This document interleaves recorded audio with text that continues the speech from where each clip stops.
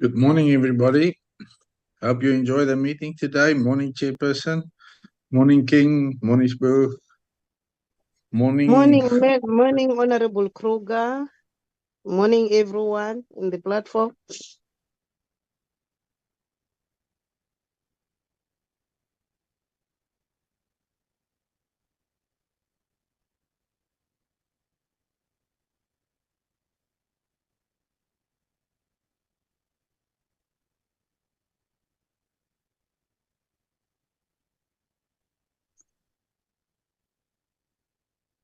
Morning, Mr. Kruger. Morning, Chairperson. Morning, honorable members. Morning, Morning, Bragi. Morning, Chair. Morning, Minister. everyone. Morning, Bree. Hi, Miss How are you, Thomas. Chair? Fine and yourself, baby girl. I'm good, Chair. See you next week, Monday. And the Yeah. rest of the colleagues. Yeah, definitely. We're Okay, going there. Chair. All We're right. going there.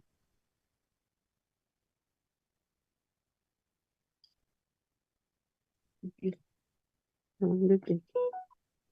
Intawona go ka o e base.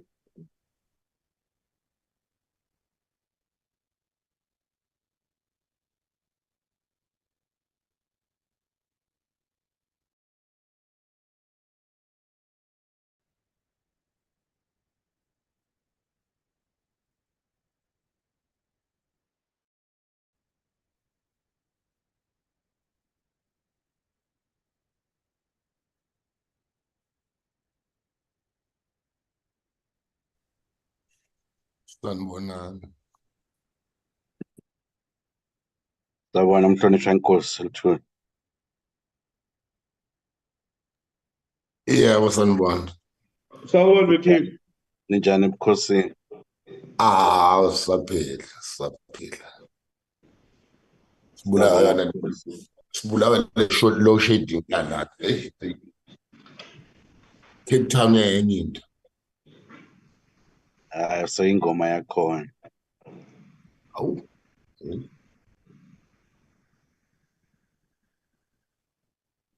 King. Good morning, Mr. Mieni. Sawubona King. Yebo sawubona Mr. Mieni. Unjani? Ngikhona kunjani Mr. Mieni? Sharp, hey, ngisenkingeni mfethu la load shedding ngenzeka nginyamalala. Hey. Yeah, Hey, Tatem Yen. Unjani? Slan. Good, and you? I'm fine. How is KZN? Hey, load shedded. Okay, everywhere. Mine is going at 11. Iman has gone. Oh, is Bragi? Hello, Miss Thomas. How are you? I'm good, and you? Good. Are you home or are you in Cape Town? I'm coming Cape Town Sunday. Oh, Yeah, next week I'll be in Cape Town for the whole week. I'm home now. so now having load shedding and srame. Yeah, it's cold. Is Cape Town cold? Yeah, there's no spring here. I'll check this day so that when I come, I must package because I put all my winter clothes away, but I had to take some back into the wardrobe because it's also cold here. I have to bring them here in Cape Town. No problem. We'll talk. Yeah, okay.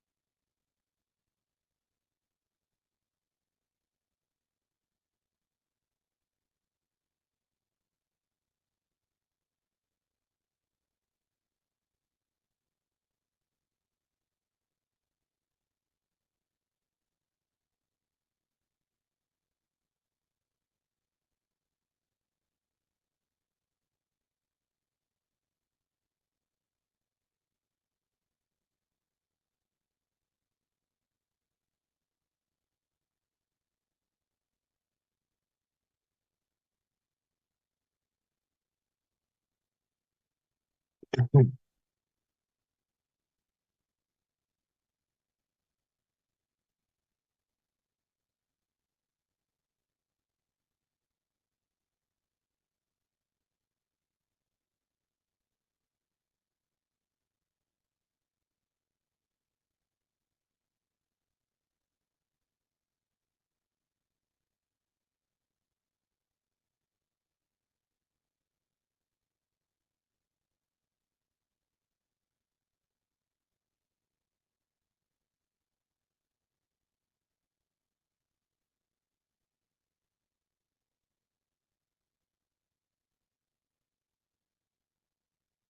Chairperson.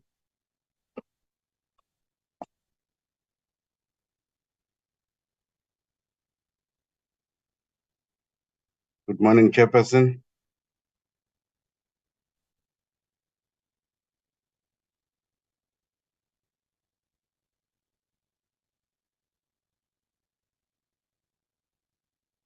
Morning, Chairperson.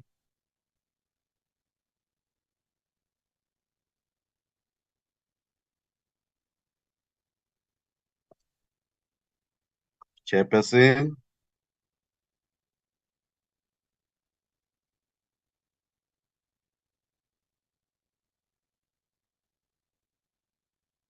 Braking, I'm not lost.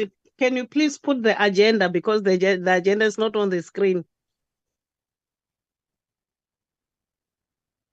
Can you see? I want you to see my face. Why are you blocking my face?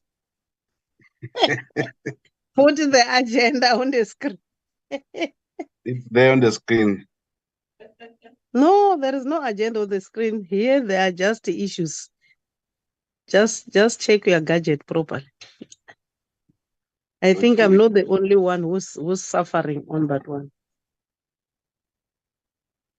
You see, you are putting something on my head. I'm not clear, but you are clear. King, why are you doing this? Jesus Christ. King, why are you doing this to me? He is not even respecting Jesus Christ on my back. There is the Lord, the one and the Savior. Yeah. Yeah. Open the agenda properly. It is not yet open. Click. It's not open. Can you see it? No, it is not open. It is back to it is just indicating social quota, research, what, DSDB, what. I don't know with other comrades, other honorable members. But with my gadget, there is no agenda. Even also mine, Chairperson. I only say Jesus Christ is the Lord, is Lord, the one and only Savior. Yeah. Although it is upside down, yes, but I'm able to read it. Let King No, put sir, the agenda. it's there, but the thing is, it's only items. So Yeah. that's what I'm trying to. Yeah, we are now fine, Yeah. Brakim. We do have the Yes. agenda now. Are we ready to start? Can we start? Yes, Chairperson. Thank you. Good morning, honorable members and our officials, Recording in progress. our political head, our minister and deputy minister. We are going to try our best because we've got a long day today. We've got also a session in the afternoon. So we need to be business-like, but we need to be effective. The meeting is officially opened. You are warmly welcome. The purpose of the meeting, honorable members, is to get briefing on Q1 performance of our department as well as our two agencies. So I don't want to waste time filling the meeting. Your constructive ideas is highly appreciated in this regard. The meeting is officially open. Can we zoom to item 2? Roll call and apologies. Braking, can you take us through? Thank you, Chairperson. Good morning, Chairperson. Good morning, honorable members. Good morning, the Minister and the Deputy Minister. And good morning, colleagues, both from the department and from the entities.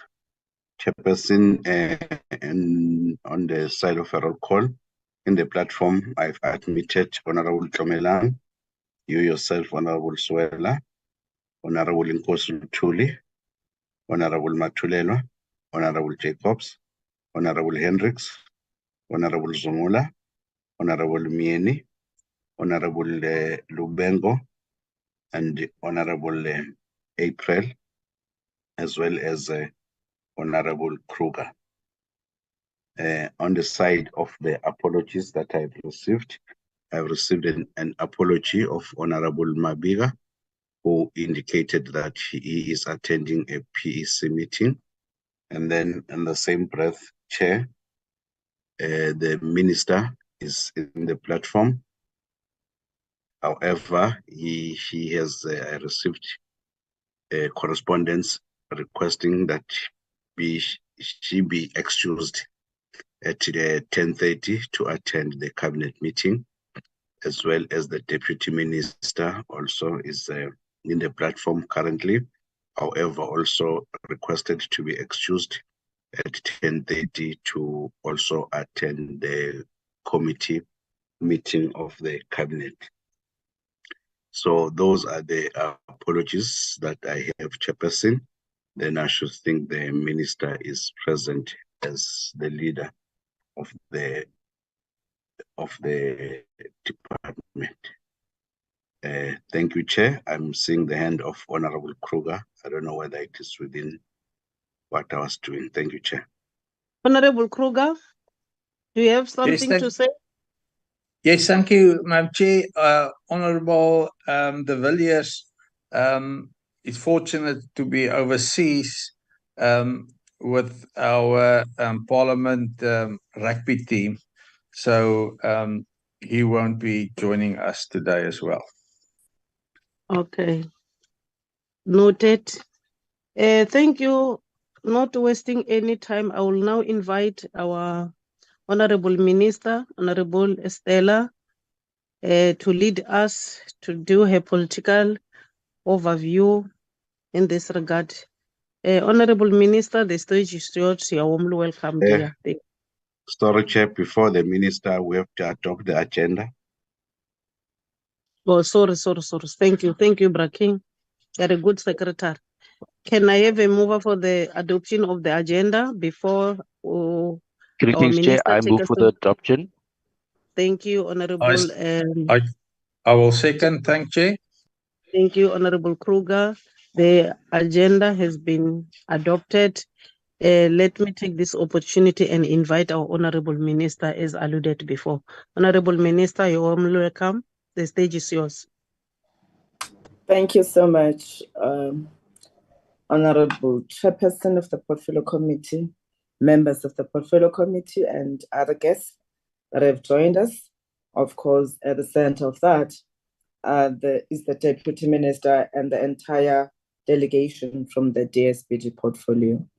Honorable members, I just want to talk to a few things that highlight our performance in this quarter that we are coming to report on. I must tell the honorable members that generally we've seen much better performance than the previous 2 years. If honorable members will recall, in 2021-2022 quarter one performance, we had achieved 42.9%. And in the 2022-2023, we improved to 55%. And this year, honorable members, were on 2023-24, the quarter one performance is at 68%. We are still not satisfied, but generally we do see the trends where we are beginning to improve.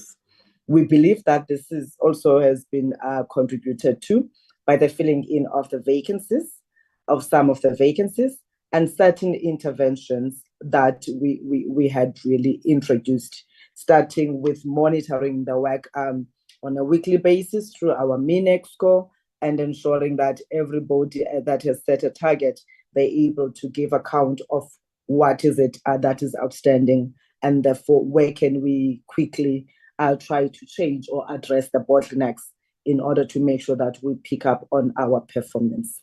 That's talking to our change management project that we are building on that must take us to the next level. As much as I say that, there's many performance issues that we need to pay more attention to. Honorable members, admin, as things stand, is the worst performing program with 57% of the targets not achieved. We have raised this and we are trying to attend to it because we do understand that without a solid support function, we'll never become a top performing department. And this is what we're committed to. In certain areas, there are vacant positions, although we have improvements in certain areas. Remember, we had our organogram approved, and therefore we're trying to catch up on ensuring that we are implementing on that. We've really picked up on the number of SMSs of women in the SMS, and of course, we are above target.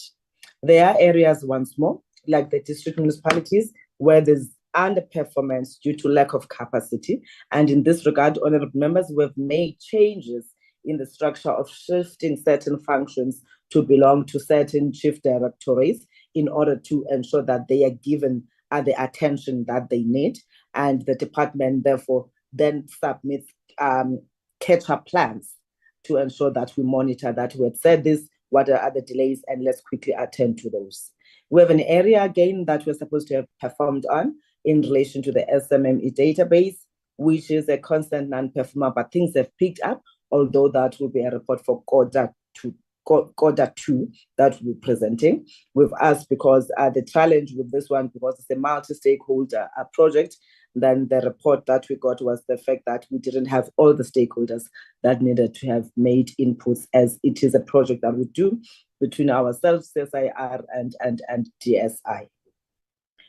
Again, on the issue of the bills that the committee members have been complaining about, the other bill already is in Parliament as it was submitted in June, but this one specifically on the businesses amendment bill, which was supposed to have been tabled, we have delayed. And again, honorable members, because this is work that is not entirely done in-house, we also source the services of the external stakeholders like the state law advisors.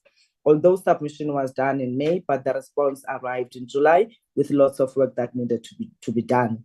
And we have therefore not been able to meet those targets. We had returned to the minister responsible for the state law advisors, Minister of Justice, to say we would have an appreciation if we understand that every department is trying to bring in the priority bills as approved by Parliament and Cabinet, and therefore would urge that if extra capacity is added, because we can't move until certain things are done by those stakeholders.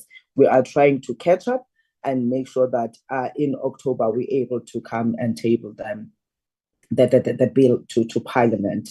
We have programs that are doing so well. Program 3 is one of those, honorable members, so that we're performing much better at 83%. And I think honorable members will be excited because this is an area that we've underperformed for a lot of time in terms of the cooperatives development. And now with the redesigns and championship that we added as the deputy minister is driving that work, we're then seeing that indeed it has helped other interventions that have been put in place to address that underperformance. Of course, we are improving on programs like METP. We are excelling, actually. The worrying factor, although we have improved, is TREP, but the reports will be provided by CIFA. Again, this will not only talk to the existing buggers, but certain constraints that are faced, whether we look at the issue that has been reported repeatedly of the fact that the measure does have an impact on the stability of the executives, as we can't by law extend beyond the time agreed upon. So you find that others are pushed. Of course, we are trying to make sure that we complement, and we're trying to find best ways of not getting this area of work affected. Even itself as TREP, if you recall, during the budget vote, we made some changes to it, of which they still need Parliament's approval. But things are improving, at least on it. CIFA is here, honorable members. Of course, the loan book has not been performing very well. in terms of the quota targets that we have set for ourselves. And the CE will then talk into all of those areas that I mentioned in terms of the challenges. I've mentioned TREP, and SEDA is basically doing well. Overall achievement of the targets is 81% area, and where they've achieved less than 50% is on the number of SMMEs and cooperatives that are supported through trade missions, which is again a target that is not entirely dependent on them, but to us, the department and the countries that we are using to take these SMMEs in. Honorable members, I have a delegation as led by the ADG here that will get into details. We have the CEOs, and I believe the chairs have also joined from the agencies that will be talking to the work that they are doing. But broadly or generally, this is the work that we have done, and this is what we can present as an account of the Q1. And where we have not performed, the team will detail what is that we are putting in place, as I've already highlighted in some of the areas, the interventions that we are making. Chairperson, with your permission, allow me to hand over to the ADG that must in turn introduce the team, and then allow, as per the agenda, I saw the first presentation is from SEDA, and we will have a SEDA person making a report. ADG, Tete, if you allow. Thank you so much. Our Honorable Minister, as you wish, do so, please. We're waiting. Thank you so much, ADG.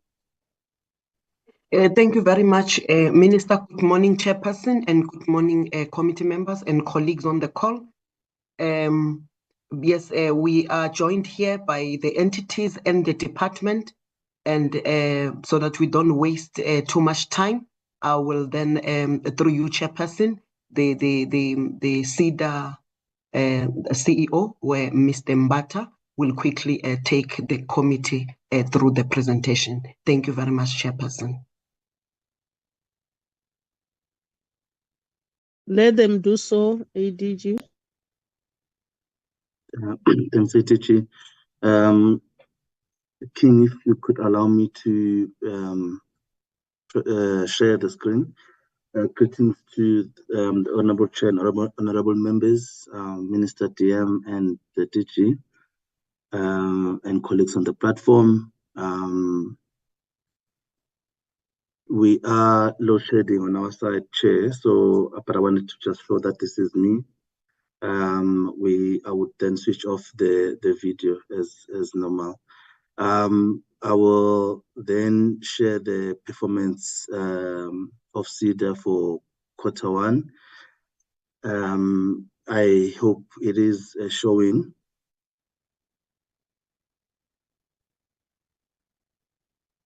King, please let me know if it is visible.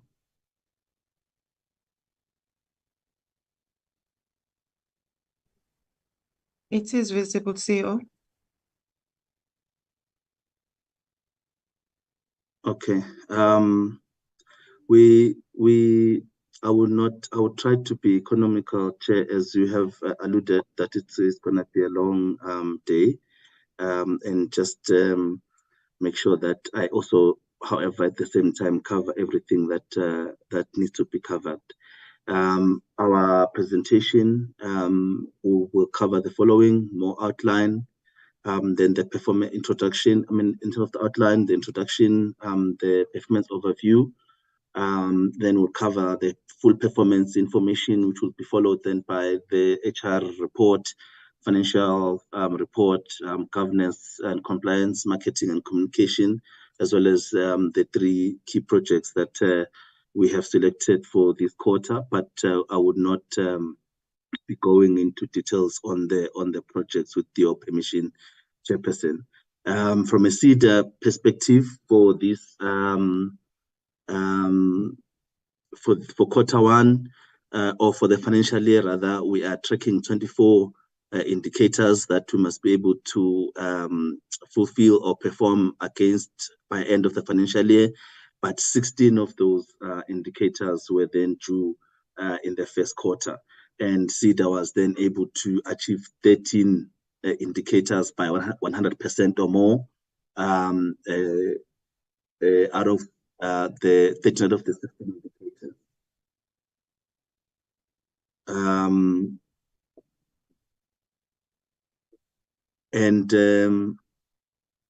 Chairperson, the 3 indicators that were not able to perform on were the access to a number of SMEs and cooperatives that were supported to participate in local markets. That one we performed between 80 and 99%, so we're not able to achieve 100% on it, but we did achieve. We did support some of the SMMEs. The next indicator that we were not able to achieve, which we achieved between 50 and 70% on, is mentorship coaching and training, which we're also not able to achieve 100% on. And then the last one that we achieved below 50 was the trade missions, and the minister has alluded to that one. I would just go into details in terms of why we're not able to achieve some of these measures. Chairperson, I am getting a message that the presentation may not be visible. I hope it is now. The presentation is visible, CEO. You, Chair. Oh, okay. Okay, thank you. On the performance, in summary, Chairperson and honorable members, we were able to achieve, as we said, the 81%, and it's summarized as follows. On the entrepreneurship awareness sessions, we're able to shoot the lights off, and we had a target of 3,000. We're able to do 7,771. And also on the township and rural businesses, we're able to achieve that. The international trade missions, we were not able to send our clients to overseas shows, product showcasing events, so that they're able to do to sell their products and do B2B interactions with other businesses. And the minister, as I said, has alluded to it, that this depends on other partners that we're dealing with in foreign countries. And there's a lot of preparation as well that takes place. And but in Q2, we are already sending, and I think next week some of our clients are going to the designers. They are going to the Milan Fashion Week, and then we're sending some to Dubai the week after. So we'll be dealing with this, and some of awareness sessions, or some of the awareness sessions, some of the sessions will be taking place over various platforms to expose our clients to international markets. So we've resumed work on this. We are proud to say that we are sending our best SMMEs for the Milan Fashion Week, and we are really doing everything on our side to make sure that when they get to the other side, they are then welcomed well, but also they're able to sell their products and do contracts. So we'll be reporting on these as we continue throughout the year, in terms of how we are faring from them being able to sell their products in international countries, as well as other trade missions that we will be doing throughout the year. But we are focusing on it to make sure that we deal with it, as we're not able to achieve. Access to local markets, we had a target of 500 SMMEs and cooperatives. We're only able to do 422 instead of the 500, hence it's below our target, because if it's not 100% or more, we don't count it as an achievement. Even though we're at 422, the main reason for us not being able to achieve this is that we have a lot of our enterprise and supplier development partners that we work with in terms of referring clients, and that had a slow start, and we're also signing agreements with some in the first quarter, so that we are able to move on this. So we are very much positive. Normally, we don't have an issue with the access to local markets. We've never, in 2.5 years acting here at CEDA, we've never missed on this. But this year started slow, obviously the private sector and the economy is affecting quite a lot of things. So they need to be sure as well that they will be able to help us and also be able to give work to some of the SMMEs. So there was just a slow start as far as that is concerned, but we are moving with speed to make sure that we expose our SMMEs to local markets. We also, I won't touch on all of them. I will also do an incubation program. We're doing quite well on the SMEs that are being incubated. We target 360 for the quarter, and we were able to do 1,065. And we're doing quite very well there in terms of the SMEs that are incubated in our incubation model. We also are doing well on quality improvement. This is where we help SMEs to improve the quality of their product, but also the quality, in addition to that, the quality of their production. And those are the two: quality improvement and productivity improvement. We're able then to meet the targets there, especially higher numbers on the quality improvement, which is very important for the SMEs as they move towards compliance, and also making sure that the product that they are producing can be sold and can be accepted by the market as well as their customers. So we've done quite well around doing work around that. And as I said, on productivity improvement, we also have been able to achieve the target, even though slightly. But this is also a very important element in terms of us ensuring that the clients that are in production, we're able to assist them to improve their production and be able to save cost, but also be able to achieve efficiencies through understanding their processes and how they can improve their production processes to then improve their profitability. Coaching, training, and mentorship is another one that we always achieve at high numbers. We have projects that we're supposed to start in the first quarter, but we're delayed. I'll just cover them in the next slide so that we are able to give full reasons why we're not able to cover it. This is just a summary of the performance overview. In terms of jobs created, 1,010 jobs and 2,172 jobs sustained. We have 53 SEDA branches still, 110 incubation centers. We'll be adding to this by adding the 11 new ones that we approved last year as soon as they are completed in terms of being refurbished and getting ready for full production. We'll be adding, we have 52 access points currently. We'll be adding, because the target is that we get to 80 access points. We are collocating with different partners on 57 locations. The access point program is coming well, and we will then be seeing that impact of SEDA and SEDA's visibility in the rural areas. Chairperson and honorable members, the performance, we're sitting at 81%, slight drop from last year, quarter one of 88%. We just missed that by just one indicator. We would have wanted to improve, but we've got those challenges. But we are still sitting around the 80s in terms of us being able to perform and reach out to SMMEs. Chairperson, on the I've covered quite a lot of these, but I would just maybe focus on the ones that we were not able to achieve and the rationale. As I indicated on the access to local markets, the main challenge is that our ASD partners, obviously I've explained that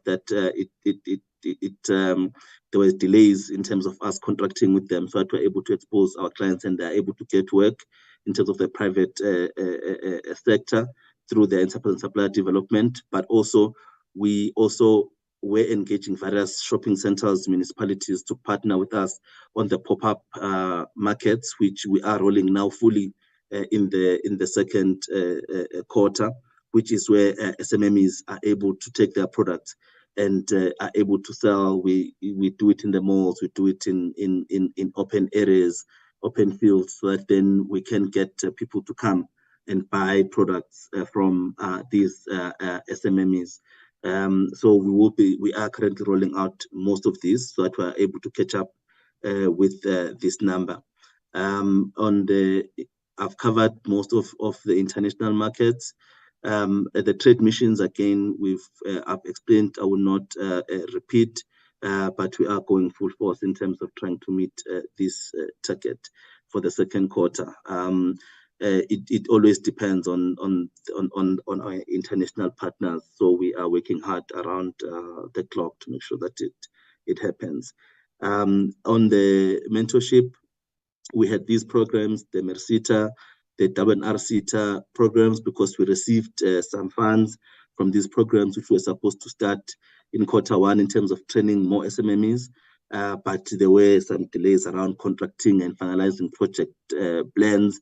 And also we on MERSITA, for example, we were not able to find the suitable service providers. We had to go back and retender and reissue rather tender the tender, and we have then at this point appointed and we've contracted, so the training will resume. On WNR-SITA work, which is around spaza shops, we are starting the training now in September across the country, at least targeting the first 875 spaza shops that we need to train, which will be followed by us giving these spaza shops stock post the training. The training is on stock management, which will be running across the country, which is phase 1.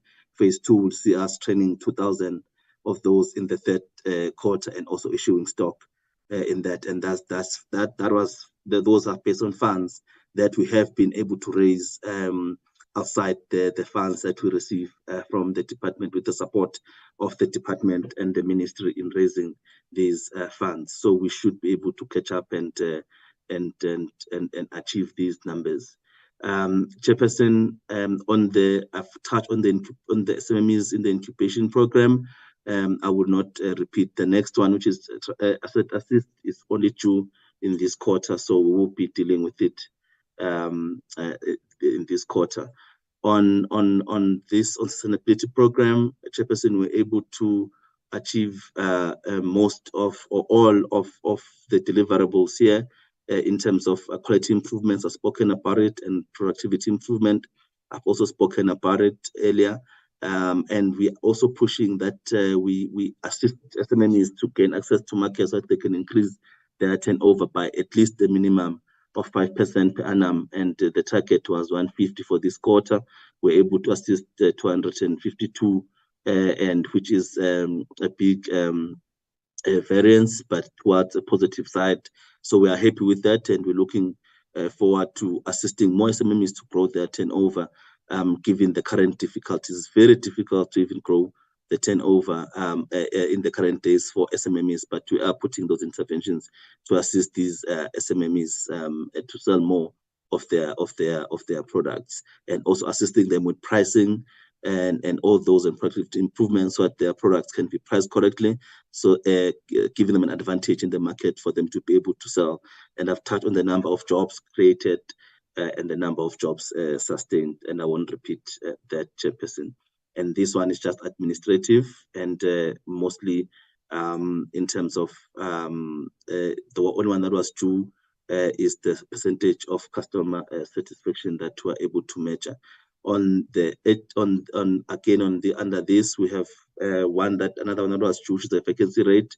We've been able to keep that within the 10% that we're not supposed to exceed. It hasn't been a simple task, given that we're doing jobs on contract, but we are able to keep this below the 10%. On the human resource, I would just highlight that we've, in terms of the approved structure, we are supposed to have 213 employees. As at end of June, we had 163 employees within SEDA, and the vacancy rate remains at that 7%. From the workforce profile, I won't deal with all of it, but we've got 82% of our employees to the core, and only 18% in the support function. Permanent versus fixed term, we've got 79% of our employees permanent, and only 21% of our employees under fixed term, and they're on the fixed term because we are moving towards the merger. This is a 21% that is always fluctuating as people leave as soon as they get permanent contracts from somewhere else, and we're continuously filling these vacancies, but we haven't lost quite a lot of permanent employees. And on gender profiling, 41% of our employees are males and 59% of our employees are females. We have females dominating the employment or the gender profile. Chairperson, I will then invite the CFO to just take the committee through the budget that we have in the financial section, including how much we've been able to spend, and then I'll come back to finish off the presentation. CFO.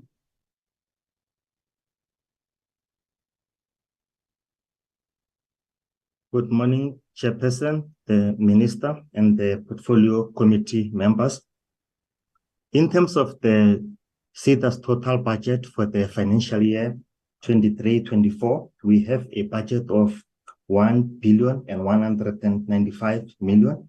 Included in our budget is a big amount of 235.78 million, which is externally sourced from the National Skills Fund for the capacity training program and the support of the SMEs. Can move to next slide. Thank you. Then the entities target, how we allocate the budget. We target that the 75% of the budget will go to the core for the development of the SMEs, and then the 25% of the budget will be for the support services. Then in terms of the achievement for this period, we have achieved 90% of our budget, which is 198.5 million was spent on the core. And then we spent an amount of 21.7 million on the support, which is 10%. And we have exceeded our 25% target on the support.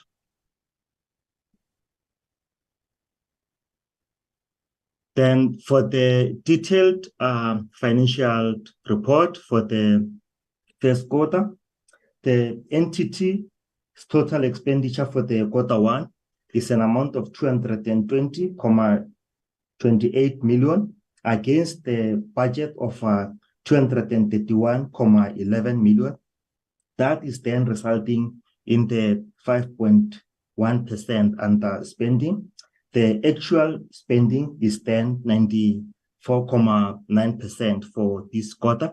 And then the project that have underspent, SCO has alluded that we are busy catching up. They will catch up in the next quarter. There's a work in progress on these projects. Then on the spending or the payments of the suppliers within the 30 days regulation, we have paid 99.9% of the invoices, which is 2,552 within the regulated 30 days period. We have unfortunate incident whereby 4 of the invoices amounting to 6,280 in one province were paid late. And then we have implemented the consequence management. Then on the analysis of the variances, the personnel cost, we have underspent by 3.1% in the first quarter, which is mainly due to the vacancies that we are currently in a process of filling. And under the administration project, the underspending is 6.39% due to the programs and projects that have started late. And then there's work like the international events that we have currently sent the deadlines in the second quarter, and then the overall will be catch up in the next quarter. Then under the depreciation, the variance is 12.72%. This is a non-cash transaction. However, it's also caused by the underspending on the capital expenditure, which is underspent in this quarter by 8.85%. And then we have the purchase orders for the items that will be received in quarter two. And that gives us our overall underspending of 5.1% in the first quarter. Then the slide is our analysis of the expenditure per the provinces for the first quarter. The provinces have spent in a total amount of 177.5 million against the budget of 178, and that gives them the underspending of 1.1 in the first quarter, which is 0.62%. Then almost all the provinces, they have underspent or overspent by less than 1%. Then the next slide is the AG report for the financial year 22-23. SEDA has achieved the unqualified audit opinion. We have the findings which relates to the performance related or performance information. The AG have raised this finding.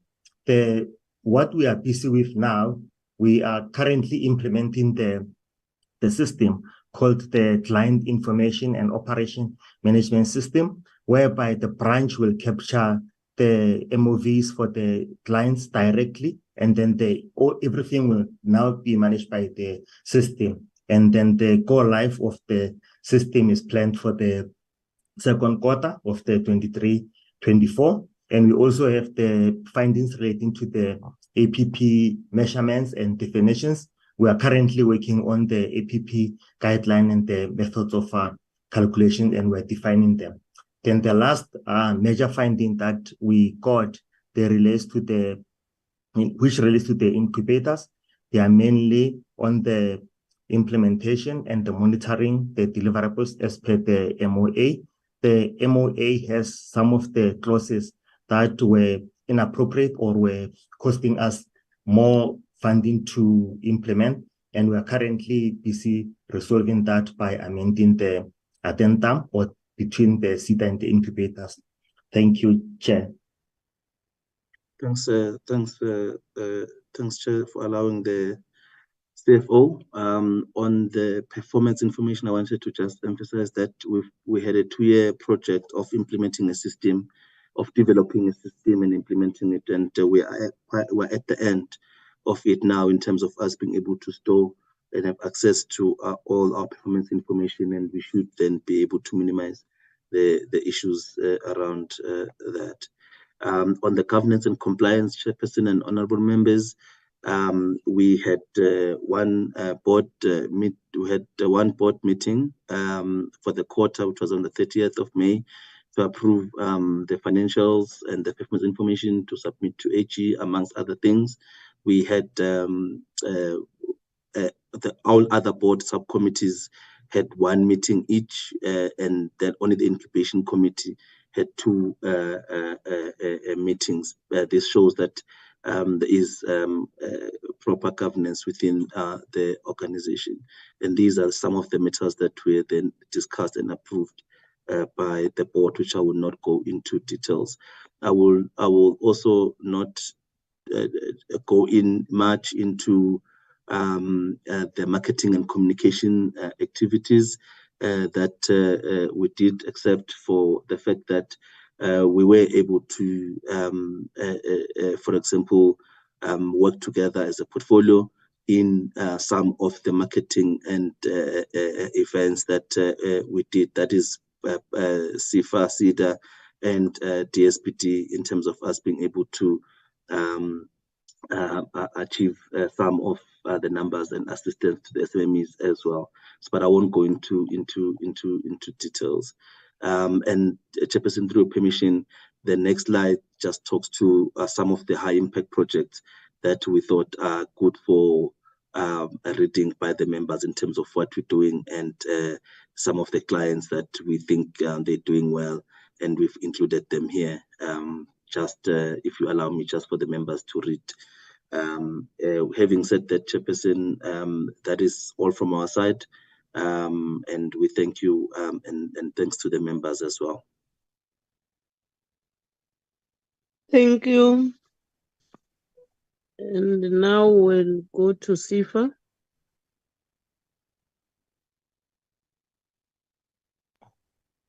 Good morning, Chairperson, Madam Chair, sorry, I did put up my hand. There was just a mistake, and I'm just worried that we're going to miss it. There was just a mistake on the financials. The on the first page it says million instead of billions. So I think we must just correct it before we've finally approved it. But so I think it's important that we fix it now. Thank you. Thank you for that advice, Honorable Kruger. I believe they will correct it. After all, we are still going to input after the 3 presentations. Thank you so much. Sifa, the stage is yours. Thank you, Chairperson, and good morning to members, the Minister, the Deputy Minister, the DG, and colleagues. If I may request Braking to allow me to share, because it has a message that says host disabled participant screen sharing. God is much harm, Braking.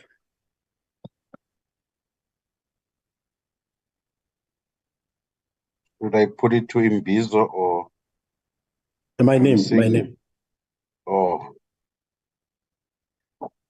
Can you switch on your mic?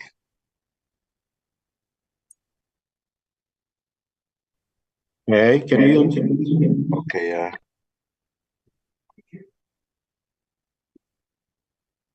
Okay. Still. Okay.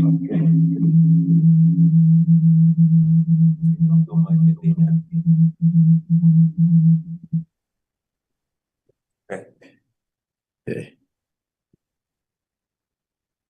Thank you, Chair, once again. I hope my screen is visible. Oh gosh, this thing. I want to do a...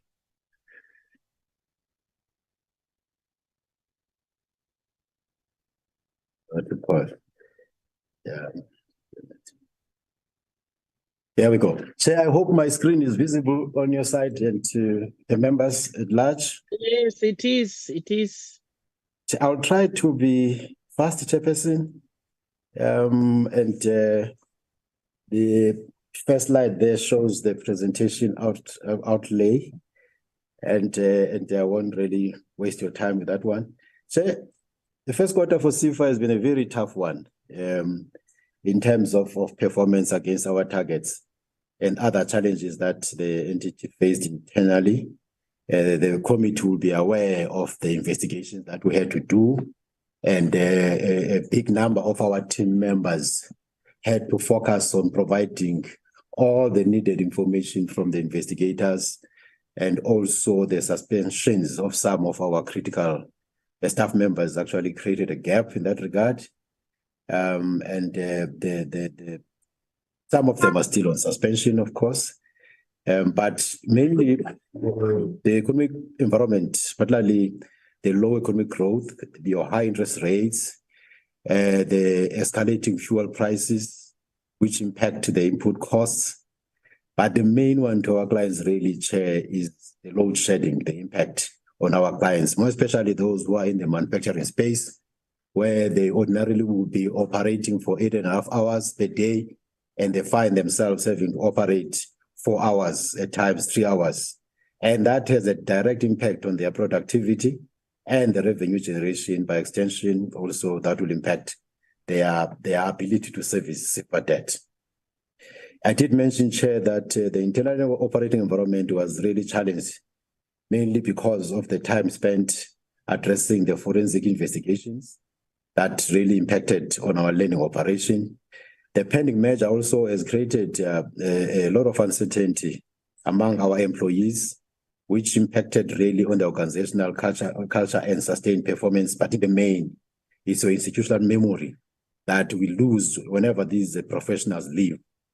The employment conditions and our inability to create a stable workforce, resulting also in leadership gaps, the threat to business continuity and loss of institutional memory And also, when these senior people leave, Chair, or are on suspension, you have to get junior people to act in some of these positions, which is, to me, results in the juniorization of senior roles, and that actually exposes the company into serious risk in some of these areas, because it's one thing to be certified academically, it's another to have the experience of having walked the journey. And we are actually faced with that crisis at CIFA, where many senior positions are filled by junior people. But despite all these challenges, we are trying really, Chair and members, to arrest all these things by providing the support and putting some interventions, contract workers, and to limit the impact on the performance of the organization. But because of the complexity of the business of CIFA, any new employee, it will take them anything up to 6 months and more, rather, to understand the way that CIFA operates. And during that learning period, that is 6 months already, Chair, is 2 quarters of a year. So to have this fast revolving door with regards to our employees is not assisting at all. The loan book, Chair, for the quarter, it stood at 4.2 billion. As a result of some of the challenges I speak to, we only approved about 81 million, which is the worst performance in the history of CIFA. And that is driven, Chairperson, by one, the suspensions in your credit and deal making has actually piled up some of the applications. Two, the Board Credit Investment Committee could not meet because the MOI of CIFA stipulates that the chairperson of Board Credit Investment Committee must be chaired actually by the IDC nominee. IDC did not nominate this person until 2 weeks ago. So we lost almost 2 quarters where any deal that is above 50 million could not be approved because it's above the level of EXCO. We're only going to be starting because this new member now must be orientated on the workings of CIFA. Probably we'll be starting mid-month to table the deals that are above 50 million at board level. So that impacted our wholesale business and your KCG, hence those low levels of approval. But the disbursements, we actually did well at 385 million. And this is actually informed by the high levels of approvals in Q4 when we closed. And I want to remind members that disbursements, they follow your approvals. We're going to be quite thin in Q3 because the approvals were so low, and hence we'll have little to disperse in Q3. But we're hoping that we'll be able to address some of these bottlenecks. And it means our people now will have to work in Q3 and Q4 24/7. But that hinges entirely, Chairperson, on the National Treasury delivering on the request for recapitalization that we put forward. And they requested that we must give them time up until October because of the unexpected high government wage bill. They said, let's give them breathing space. But the challenge, Chairperson, with that is when you get that money during the budget estimates midterm, you will only see that money in your bank account in February, March, which does not help us at all. But we'll try to find other alternatives because we can't wait for that. The jobs, we managed to actually facilitate about 14,572 jobs and about 8,194 SMMEs were financed, of which 331 million went to black-owned enterprises, 67 million went to township-based, and 130 million went to women-owned businesses, with 75 million going to youth-owned enterprises. As I stated, Chair, the high vacancy rates have really impacted our approvals, particularly in the lending, credit, and legal divisions. Because you need those deal makers, Chairperson, to be able to process the deals. You need credit analysts to do the credit analysis and the risk associated with the deals. And you need these lawyers to draft the legal agreements. Once you have high vacancy rates in those 3 areas, we are doomed not to be able to achieve some of these targets. And then the trap one, there was a delay and the department will share with that. With TREP, we've introduced more control measures because from the lessons that we learned from the visits by the portfolio committee to the Northwest, we needed to make sure that there are no ghost clients. There's no deal now in TREP that is going to be approved. Actually, that is approved without a site visit.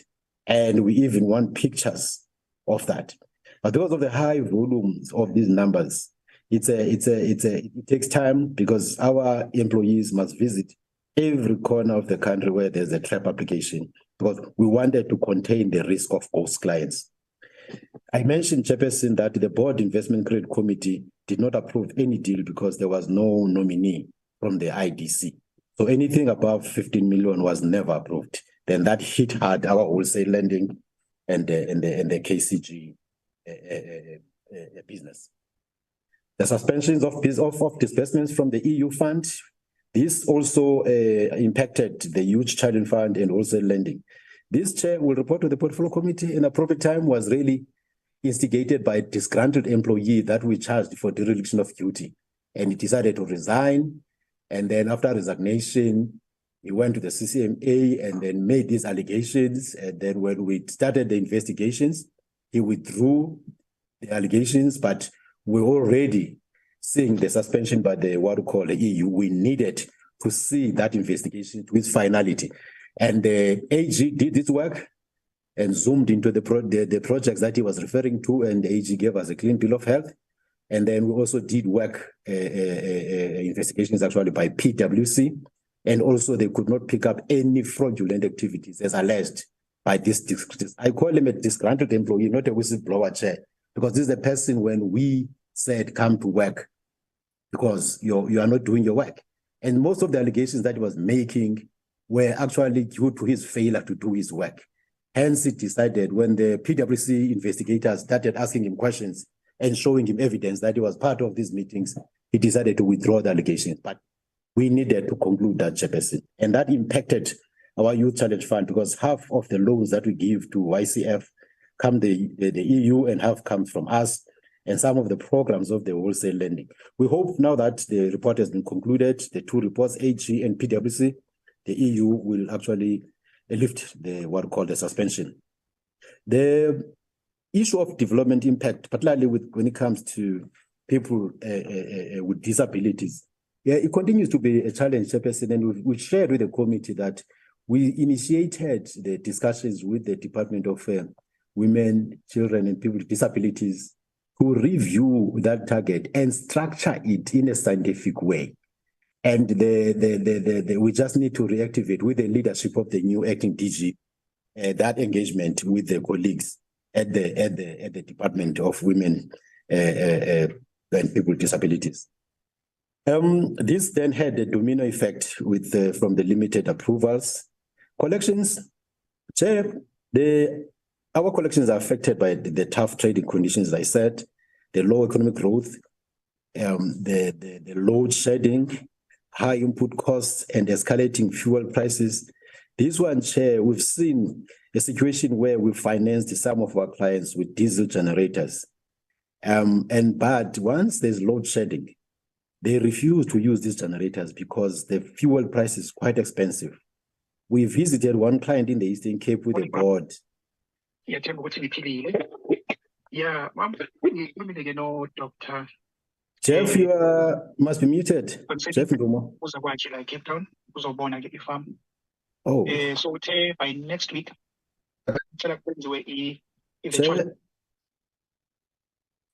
somebody needs to be muted. Thank you. I was saying, Chair, with the clients that we've given or finance generators, there's a client that manufactures refuse bag, the black refuse plastic bags. We visited this client with the board. And coincidentally, when we got there was load shedding, but he was not operating the generator. And we asked him, why are you not using the generator? And this guy said, for me to operate and run this generator more than an hour, I start burning cash. And I don't have that kind of money. It is cheaper for him to rather just cease operations and wait for electricity to come back. Now, if you have got these extended periods of load shedding, Imagine the impact of productivity in that what we call operation. And all the plastic pellets that were in these machines, once load shedding comes, that is waste. You must take them out, back to the other plant that does the recycling, which also burns electricity, then brings it back to the main processing. So the manufacturing, what we call a sector of our clients, has been hit very hard by this. And another client of ours who runs the Shell Ultra City with SPAR, Divones and Fisherways, together with KFC. He was saying during load shedding, he spends 9,000 rands a day on diesel. Now multiply that by 10 days. We are already in the 90,000s. And once it goes to 30 days, you can imagine. So the impact really of load shedding is really hitting us hard. Chair, this speaks to the first slide that I shared with you, that our approvals, we had a target of 490 million, but we could only do 80 million, which is why we're sitting at that 16%. And for the reasons that I've stated, i.e., no approvals by the Board Credit Investment Committee and the suspensions in the critical roles. But because of the high approvals that we did in Q4, we're able to achieve 80% of disbursements, where the target was 483 million and we did 385 million. And then the developmental stats, the number of SMEs funded were 84%. We had a target of 9,686. We did 8,149. The number of jobs facilitated, we were able to do 92% there. At 15,800 target, and we managed to do 14,500. Disbursements to Black-owned businesses, we also achieved 98% there. And for women-owned enterprises, we achieved 67%. For youth-owned enterprises, we're at 52%. And your disbursements to people with disabilities, which is the area I spoke to earlier, we managed to achieve only 5% there. But we are putting interventions there, other than engaging the department in the presidency. We're also putting some interventions to try and push these deals by working with these associations. But the ones that we meet, sometimes they want grants and not loans, and which becomes a challenge, but we will keep trying. And then disbursements to township enterprises, we were at 55%, and for rural enterprises, at 63%. And the number of leads generated, we managed to exceed the target there, which was stated, and we managed to do 32. And the rest of the other two targets are measured annually. The cost-income ratio, we really managed to achieve 128% there, because the target was 74%, and we managed to do or contain it to at 58%.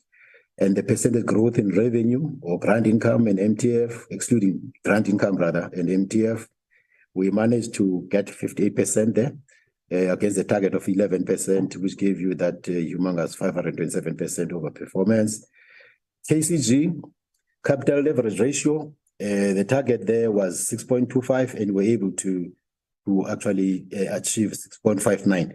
What that tells you, Chair, is that for every million rands that we release to or guarantee with the banks will actually provide loans of 6.59 million. So if we were to have 1 billion rands guarantee, we will be actually delivering 6.59 billion rands released loans to SMEs by the commercial banks. This one, Chair, really speaks to our what we call the properties, the lettable area space. We managed to achieve 74% rental collections rate. They are improving. It's one area, Chair, you remember that we always spoke about the challenges associated with the rental boycotts by most of our clients in most of the properties that we own. But we've been aggressive in ensuring that they sign lease agreements, they pay for the rentals. But the main cost driver there is your utilities, water, electricity, and forcing them now to actually use prepaid meters to contain. Hence, you've seen that improvement.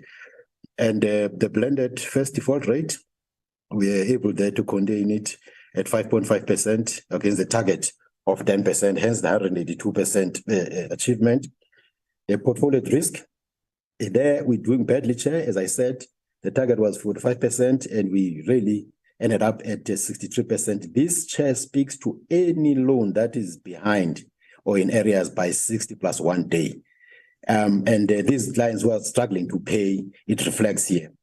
And then the impairments also, which tracks that one, we wanted to contain it at 40%, but it actually ended up at 46%. And you look at also the collections rate. We were looking at a target of 85, but we managed to actually only achieve about 75%, hence the 88%. That really reflects how our clients are struggling, particularly from the direct lending book and TREP. TREP is becoming, Chairperson, what I'll call a runaway train, because the collections are very low. Even though they are improving, we actually put in controls because we want to drive TREP aggressively. But if you're seeing a trend of failure to pay, you need to step back and see what are the causes of these people are being unable to pay us, because you can't just continue aggressively pushing and yet we are only collecting 24%.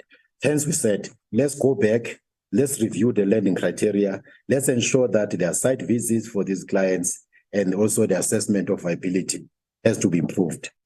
The number of clients and funding partner interventions, we managed 54%. And the number of clients who are improving their turnover by 5%, we managed to achieve 157% there. The turnaround time, direct lending and your wholesale lending, the target was 30, but it was we managed to sit at what we call 65%. This, Chair, speaks to what I said, that once you don't have credit people, don't have legal people, don't have deal makers, it's going to take time for us to contain those turnaround times in direct lending and wholesale at 30 days.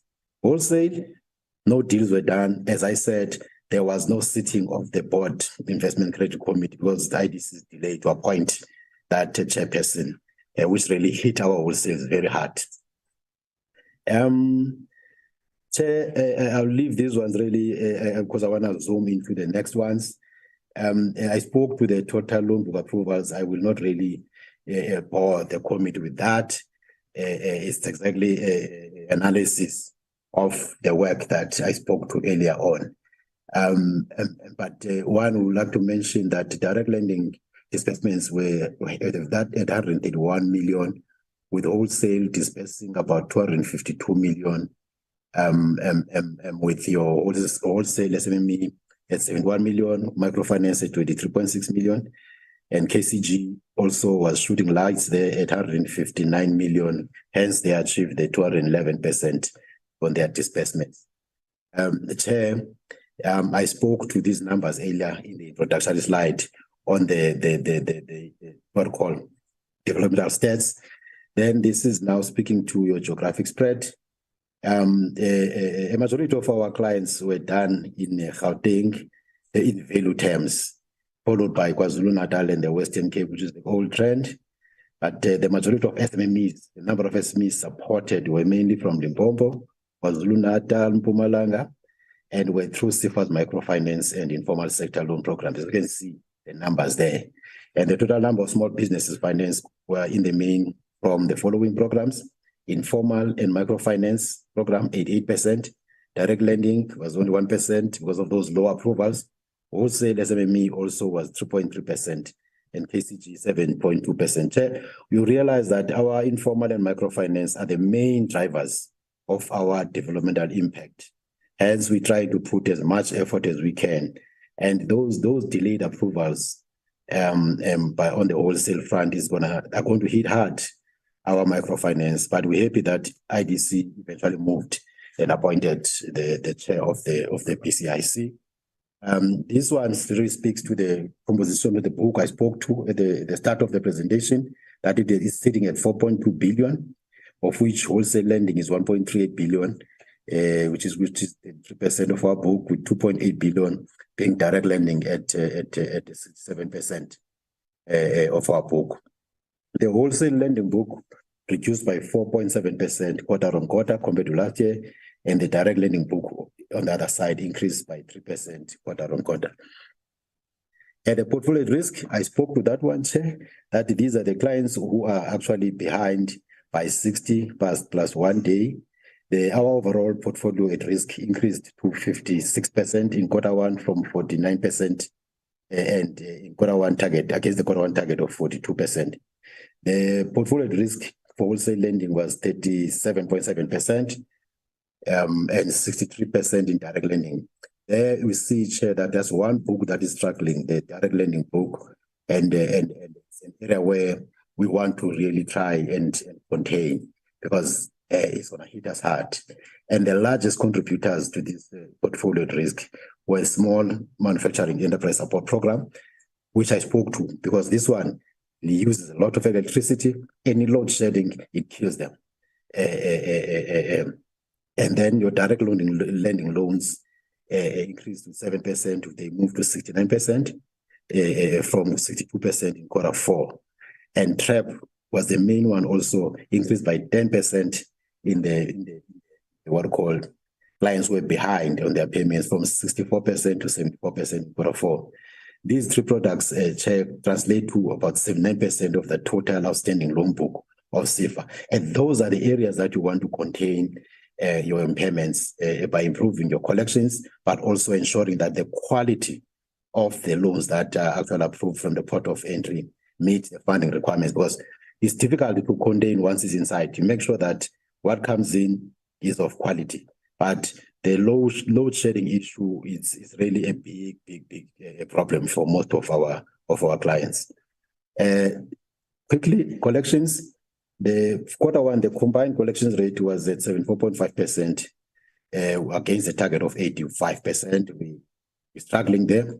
The direct lending book continues to struggle with collections, with both metrics on time and all-in rate collections. Our clients are experiencing several economic challenges, which make it difficult for them to keep up with their monthly repayments. I'd say, if I may flag, the very top part, direct lending, the debit orders that we issued were 197 million, but only 63 million was paid by our clients. Compared to wholesale, where we raised what called debit orders of 60.4 million, and they managed to pay 60.3 million. That area of direct lending is an area of concern. And as I said, we want to focus on providing the small manufacturing support program clients with backup power where possible, and also trying to contain the runaway train of TREP, and also ensure that we provide support in the other areas where there's a challenge in the retail lending space within direct lending. I spoke to the cost-income ratio, Chairperson, and impairments, and in the first slide is a repetition. I'll skip. When it comes to human capital and facilities management, Chair, we did employee survey report presented to Exco, and also the staff productivity index increased by 10%. The culture issue, leadership management development program was implemented, and also really, to me, these are more of your internal focus issues, but really what we want to focus on, Chair, is the issue of funding. We need to ensure that we lobby Treasury. We are aware of the letter, Chairperson, that was issued by the Treasury around the fiscal constraints. But with us as CIFA, we collect about 80 to 40 million a month, and we cannot approve more than what we collect. We do need that recapitalization, because you try to push out with the collections, but when you see the bank accounts of clients having no money, not because they're siphoning money out of business, you can see that these clients are really struggling to pay the debt. We didn't throw our hands in the air, Chairperson. What we've done, we're busy engaging the Department of Tourism to finalize what we call the Tourism Equity Fund. We are told that they are busy looking for an out-of-court settlement with the AfriForum with regards to the interdict that was imposed, because the money is already with CIFA. But once that they settle that, at least we'll be able to access those funds for the Tourism Equity Fund. We also managed to strike a deal with British Petroleum, where we're partnering with them to introduce our SMMEs into the British Petroleum value chain, and they put in some money there. And we're also engaging the Department of Land Reform, where we anticipate that we can be able to unlock another 200 million to support businesses, the emerging farmers actually in the agri space. This is one of the funds that CIFA has been managing for quite some time and is doing pretty well, because in 2009 they were given about 63 million, but today the book has been rolled, it's sitting at about 300 million now. But we said, since it's performing so well, let us engage, and they are prepared to give us about 200 million rands. And we're also in what we call engaging UIF to see if we can unlock some funds there, to have a partnership of some sort to finance some of the SMEs. And if we were to be able to share to unlock those three, I think we will be back on track in Q3, whilst we're waiting for treasurer who may come in Q4, usually the last month of the financial year, which will not help us. This, Chair, as I conclude, are the meetings of the board committees and the approvals that were made. You will see that Credit and Investment Committee meetings, none were held. As I stated, that IDC took longer than expected, almost 2 quarters, to really deploy a chairperson for that. Chair, the information that the committee asked for is already there. The disbursements by district for all the districts in the country. Thank you, Chair, and thank you to the members.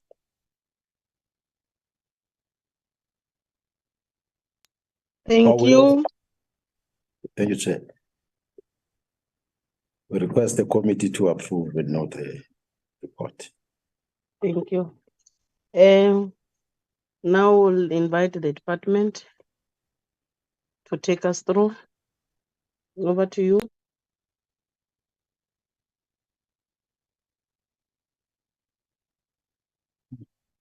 Thank you very much, Chairperson. I will request that they put the presentation for me on the screen. The Secretariat or Ms. Zandile Mavundla. Chairperson, while they are putting the presentation on the screen, I just want to also say that I'm accompanied by the EXCO of the department to this presentation. But again, we also have a new DDG, Ms. Musa Makele, who is our DDG Sector Policy and Research.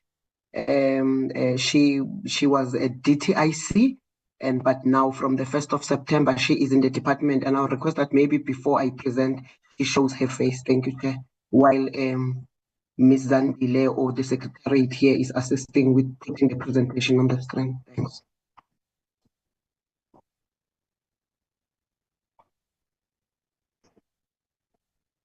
Chairperson, that was Ms. Makele, the DDG. No, I didn't see her myself. She was very quick. Ms. Makele? Nothing. Apologies, Chair. I can see you are blooming. Welcome. Welcome, baby girl. I believe we'll welcome you at the end. Thank you.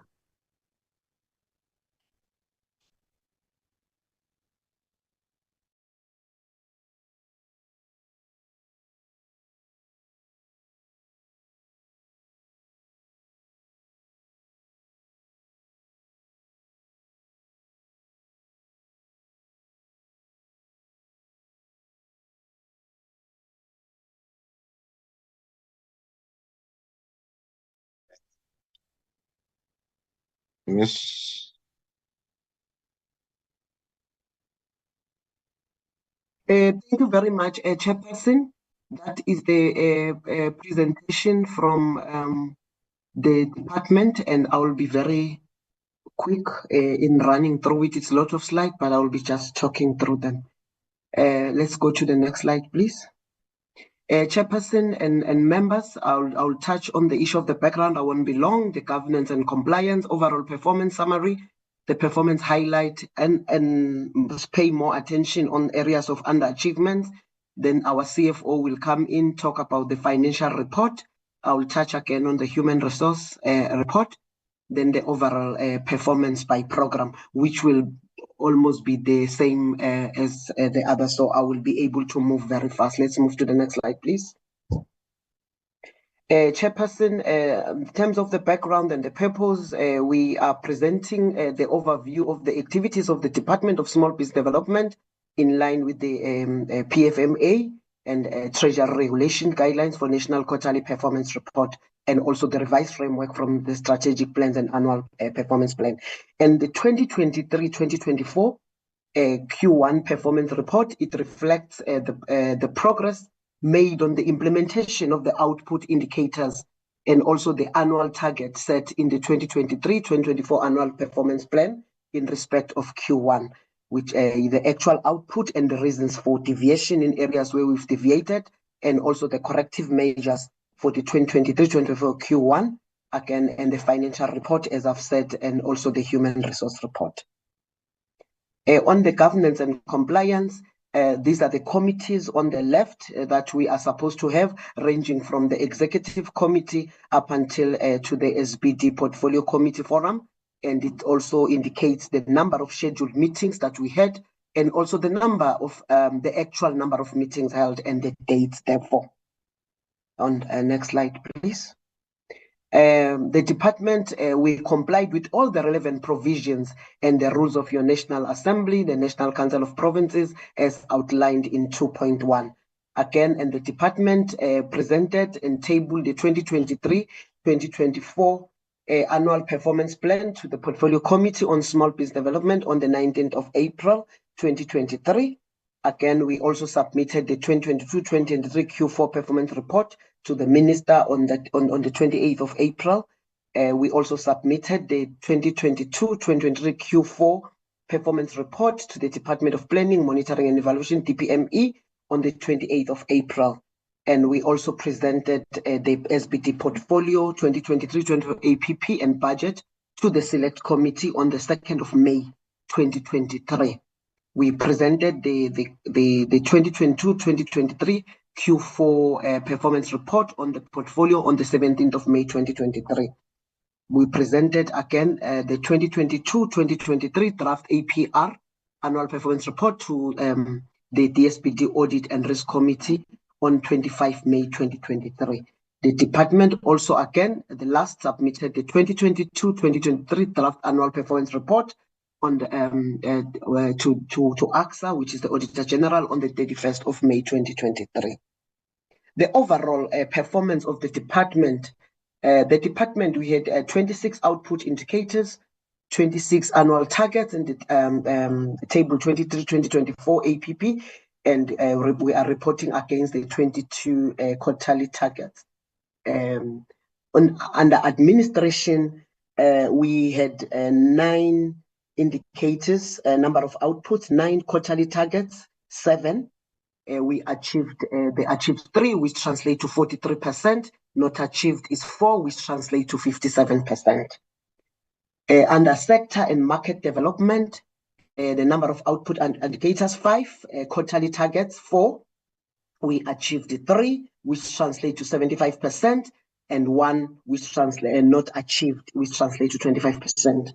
Under development finance, number of output indicators, 7, quarterly targets, 6, we achieved 5, which translate to 83%, and not achieved is 1, translate to 17%.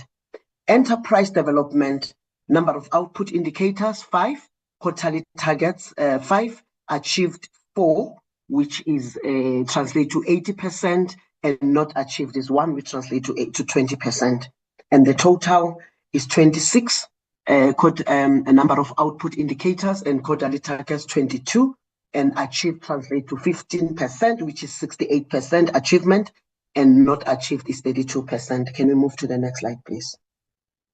Like I've said, the performance report, that particular that diagram was just depicting that. What are then the highlights? The highlight of our performance that we are actually bringing here is that the department, we were able to pay 100% of valid creditors within 30 days, which translated to about 2,412 invoices. And on an average of 14 days and 21 incentive claims on the average of 1 day average, which means in total we're able to pay about 100%.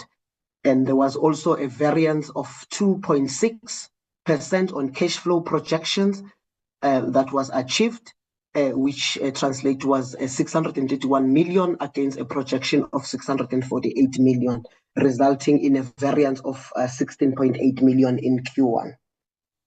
The department also achieved a 55.9 female SMS representation, and also stakeholder consultations were conducted with key stakeholders on regulatory impediments to SMME growth. A total of 99, which versus the target that was set of 75. 99 products were produced and service rendered by SMMEs and cooperatives linked to the domestic market. So we overachieved. The implementation plan for the SMMEs and the cooperative linked to global market opportunities was also approved by EXCO. And there was also a report on the business infrastructure for the SMMEs and also the cooperatives. Refurbished or built was presented at EXCO on the 26th of June 2023. A total of 82 cooperatives. The target was 50, but 82 were supported financially and or non-financially. And a total of 688 informal micro enterprises were supported through the Informal and Micro Enterprise Development Program, which is the IMEDP, to the value of 8.7 million. The draft entrepreneurship strategy was developed and presented to EXCO on 29 June 2023. Then there was also the National Integrated Small Enterprise Development Strategy Framework Implementation Report was developed and also approved by EXCO on 26 June 2023.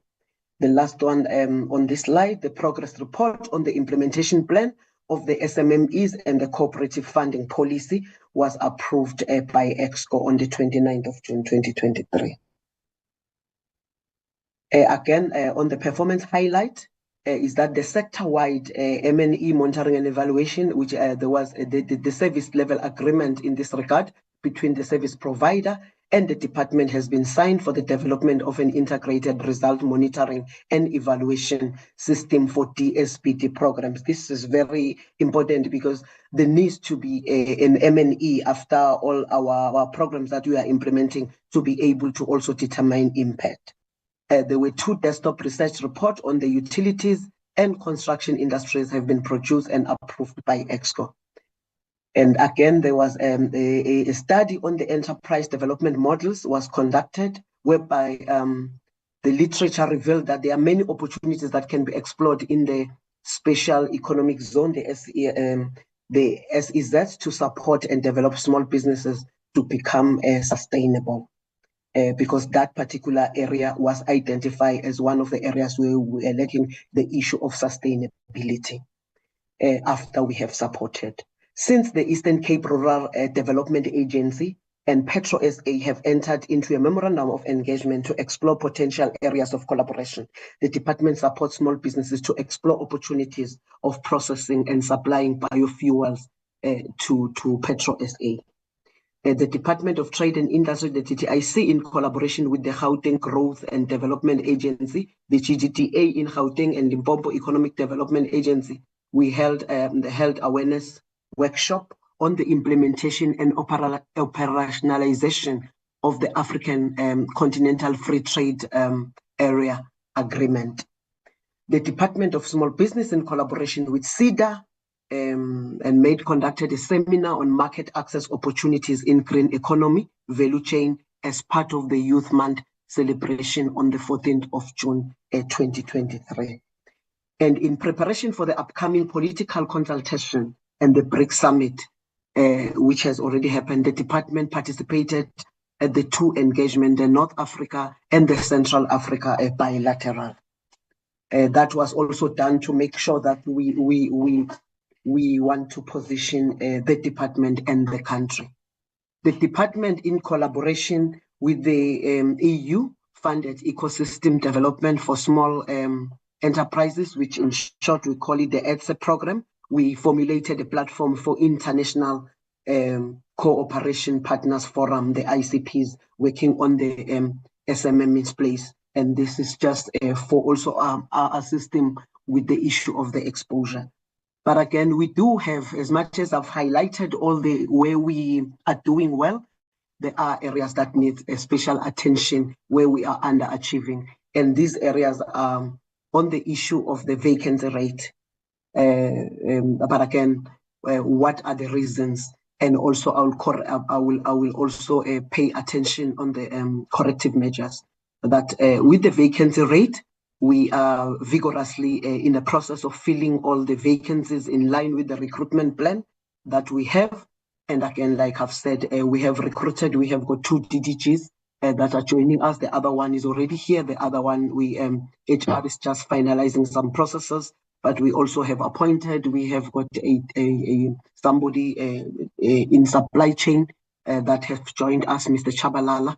So we are actually moving very hard. And even yesterday, we were also having interviews to make sure that we bridge this particular gap. On the second one of the representation of people with disabilities, we do have a challenge, but I know that we can also do better. With the challenge is that job application for qualifying people are not forthcoming at the rate that they are. But again, as a department, how we're going to correct this is to also make sure that as we implement the approved strategy for the recruitment of people living with disabilities, but again, we also, the department, we're working with universities and organizations for the recruitment of this specific target. And again, another decision was that we need now to advertise. There is an organization called DPSA, the Disability Organization People of South Africa, that we send our adverts there so that we can be able to get people and we can be able to also meet this particular target. Again, where we're lacking just a little bit was that in this particular quarter, we were supposed to have 25 engagements, and we were able to have 22. And that the reason for that was the limited capacity in compiling engagement report as per the requirement linked to the function being placed in a new chief directorate. That type of change created a problem. But we are in the corrective measure that we've put in place, or the control measure, is to the internal control measures, the checklist are in place to capacitate and then support the team accordingly, so that we can be able to meet this target. The issue of the SMME database that we needed to implement, we did not achieve this particular target because the system specification and the roadmap design for phase 6 was not approved. But the reason it was not approved was the issue of the availability of the budget in the main. But CSIR, who are leading with this process, they are in the process of investigating other similar systems and submit recommendation to the department for possible linkages so that we can be able to meet this particular target, because there is a lot of work that has been done. As a chairperson and committee members, you can see we're talking of phase 6, which means there are other phases that we're able to then deliver on. On this particular one, the issue of the township and rural enterprise supported financially, the TRAP in short, we're supposed to have by this quarter, the one that I'm presenting, to have supported about 5,000, but we only managed to support 3,790. The major contributor of us not being able to achieve this is the target is that SEFA has introduced new controls for performing the verification on both suppliers and the applicants. And the issue of the timing thereof has affected this. And the corrective measure was that to increase awareness on the TRAP programs and also the advocacy with provincial and district level LED sections in the municipalities. We are working with them, and also the pipeline issues will also be addressed, so that there is also a linkages with whatever controls that SEFA has introduced vis-a-vis what we are doing to make sure that people comply. And also on the issue of the public consultation on the business amendment bill and the proposed changes incorporated. On this one, we also did not meet this particular target. And again, there is some feedback that we will be able to implement our catch-up plan. That because as promised that we are submitting in September, indeed, with the catch-up plan that we have put in place, we will be able to meet this deadline of September, having taken into consideration the hiccups that we had between to and fro in finalizing this particular process. But looking at the action plan that the team presented to myself, I am confident that we will be able to meet this particular deadline. On number 7, on the 5 municipalities assisted to roll out the red tape reduction awareness program, we did not meet this particular target, and the reason was the placement that was effective from April 2020 left the business efficiency and effectiveness optimizing unit understaffed. And because of that, we are able to also have put up a catch-up plan so that the 4 municipalities identified will be covered in the next quarters, so that we can be able to move from red to green. The next slide, please. Thank you. I will give the CFO, I'll come back again to quickly take us through you, Chair, the financial report. Over to you, CFO. Thank you, ADG. Good morning, Chairperson, honorable members, DGs and Minister and Deputy Minister, as well as the CEOs and colleagues. As earlier highlighted by the DG, with your permission, Chair, the department had an underperformance of 2.6 in that we had planned to spend for the quarter 648.6 million.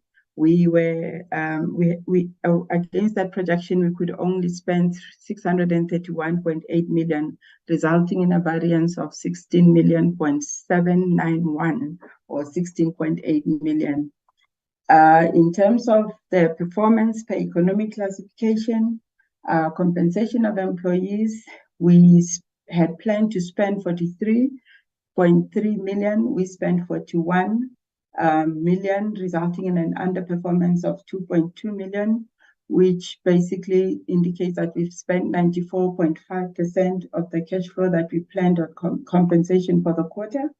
Goods and services, we had planned to spend 22.2 million, and we spent 22.4 million, resulting in an underperformance of 1.8 million, which is 91.7%. In terms of transfers and subsidies, which is our biggest cost driver, we had planned to spend 582.6 million. We ended up spending 568.3 million with a variance of 14.3 million. On the other hand, capital expenditure, we had planned to spend 545,000. We overshot by 1.5 million by spending just 2.1 million in the quarter. And the next slide indicates the reasons why we performed the way we did in terms of our economic classification. DG has already spoken to, and the minister has already spoken to the high vacancy rate that we currently have as a result of additional posts that have been added to the organogram since its approval in September 2022.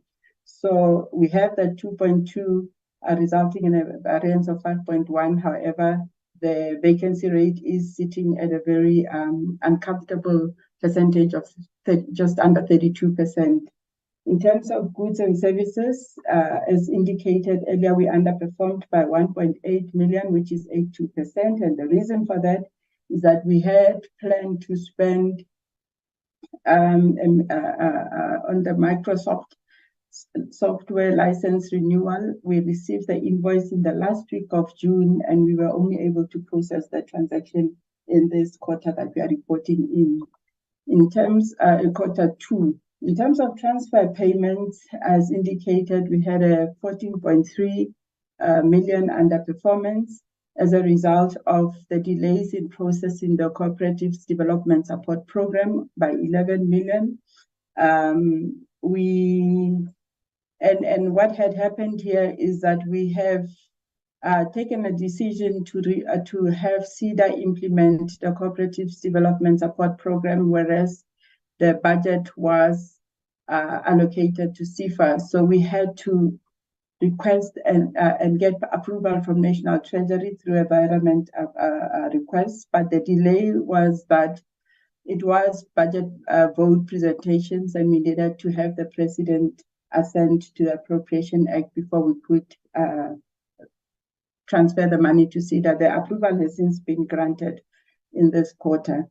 The Craft Customer Sector Program, which we call CCSP, the transfers performance or underperformance, and this is mainly because of the delays in finalizing the memorandums of agreements with the approved agencies that implement the CCSP program. And I believe the memorandums have been signed, or at least most of them have been signed, to enable the processing of this transfer to agencies. As indicated, we overspent by 1.5 million on capital expenditure, in the main because we had placed an order for 2 ministerial vehicles that in the 22-23 financial year that were only delivered in July, and we had to then process the invoices after the vehicles were delivered. With your permission, Chair, I would like to report on the audit findings that relate to the 22-23 financial year. However, we were tracking 21-22. Happy to report that most of the issues that AGSA had raised at the time have been attended to, except for the one which relates to contingent liability, where we had 2 findings in there, but the one finding was addressed and the other one was not, because of I suppose, the issues of interacting with the Office of the State Attorney to get all the relevant values and to determine the probability of success, which was not done throughout the year and could only be concluded during the audit. Unfortunately, it remained as a repeat finding with the 22-23 audit findings, Chair. DG, with your permission, that concludes my report from finances. Through you, Chair. Thank you very much, CFO. Thank you very much, Chairperson and Portfolio Committee members. On human resource, please move to the next slide. The issue of the vacancy rate, we have actually discussed it, and on the quarter that we are reporting on, the decrease in vacancy rate was impacted by the creation of the 80 new posts in line with the approved structure, because the department is one of those departments that have got an approved structure. So we are in the process of servicing it. However, I know that there was a letter from National Treasury regarding the filling of vacancies and other issues on austerity measures. And we are still in discussion to see how that is going to impact us with this recruitment drive that we have. We had 7 terminations, and the delay in appointing a service provider for the response handling. That was also one of the key issues that were delaying the process. But these are the things that we are prime on our list. Let's move to the next one, please. The women in senior position at SMS, the increase in SMS due to the appointment of 3 female members on level 13, which is director level. And also, again, there was a termination of 2 males on level 13. Can we move? The increase in person with disability impacted due to, as I've said, the limited application from that target group, and also the increase of 13 in headcount and only 1 appointed of a person with disability. Let's proceed. Then the overall performance, I'm not going to repeat. Is exactly, please go back. Yes, Go back to program 1. It's just only the red part. It's again on the issue of the vacancies and again on the issue of the representation for people living with disability. Let's move to program 2. Program 1 again on the issue of the public engagements and the issue of the phase 6 of the SMME database implemented. I spoke a lot about that. On program 2, we are read on the issue of the business amendment bill that was that we're supposed to submit to Parliament. But again, I have assured the committee here, Chairperson, that with the catch-up plan, we will be able to move. And on program 3, the issue of TREP, the township and rural enterprises, again here, we have a catch-up plan to make sure that when we increase awareness, we will be able to have that uptake. Let's proceed. On program 4 is the issue of the municipalities that we have to assist to roll out the red tape reduction awareness program. And again here, I have indicated that we'll capacitate the unit and also that the 4 municipalities that we need to cover, we will then be able to cover accordingly. Let's move. On recommendation, Chairperson and committee members, we recommend that the Portfolio Committee adopts the 2023-2024 quarter 1 performance report of the Department of Small Business Development. But maybe before I step off, Chairperson, Minister, because the Minister was rushing to attend the Cabinet Committee meeting, Minister has requested with her permission that I introduce Chairperson, the new SIFA Chairperson of the board, Mr. Bonagele Tembinkosi, who is replacing Professor Kobo, who was the chairperson. Professor Kobo joined the WTO, which is the World Trade Organization. So the new chairperson, Mr. Bonagele Tembinkosi, joined as the chairperson of SIFA. He's here in the meeting from 1 September 2023. Became chair, from 1 September 2023. Thank you, Chairperson and committee members. I thank you. Thank you, DG. Thanks also for the introduction. Would like the Chairperson to show off so that members can see him, but I will allow members to welcome him at the end of the session.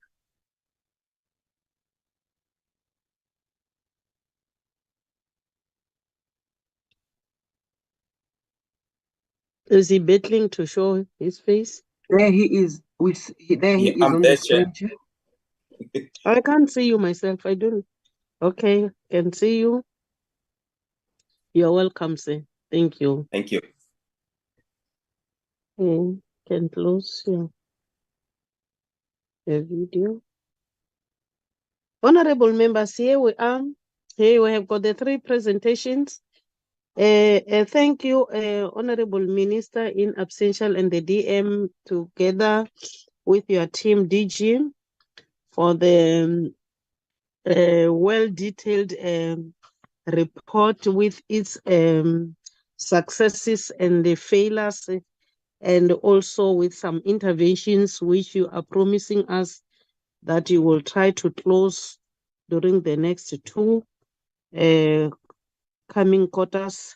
But we really appreciate and welcome the presentation, but I will allow members to engage, to comment, to advise, to criticize constructively, because our job is to do oversight without any fear or favor, to allow the department to make sure that it apply its mind, more especially on the APP, which it has presented to us and have been adopted, as well as the budget. So we are grateful, and also to welcome all of you. We can see that you are on the right direction, DG, and we are happy that you are trying your best to close those gaps, because issues of vacancies is a problem. But let me invite honorable members to say something.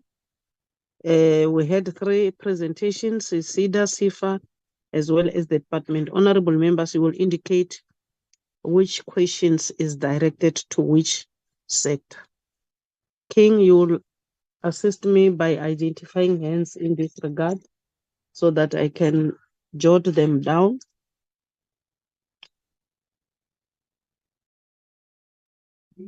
Yes, thank you, Chairperson. The first one was Honorable Kruger.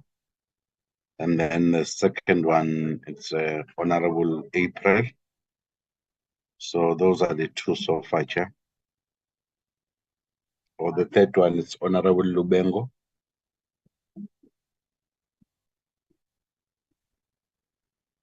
So those are the 3 so far, Chair. Thank you, Honorable Kruger. You can come in. Thank you, Madam Chair, and thank you for the presentations. It was very informative and precise so that we can have a good idea what's going on in the department, SEDA and SIFA. Madam Chair, allow me not to put on my camera because load shedding seems like a problem. However, I would like to answer a few questions and make a comment or 2. So the first question is directed to SEDA.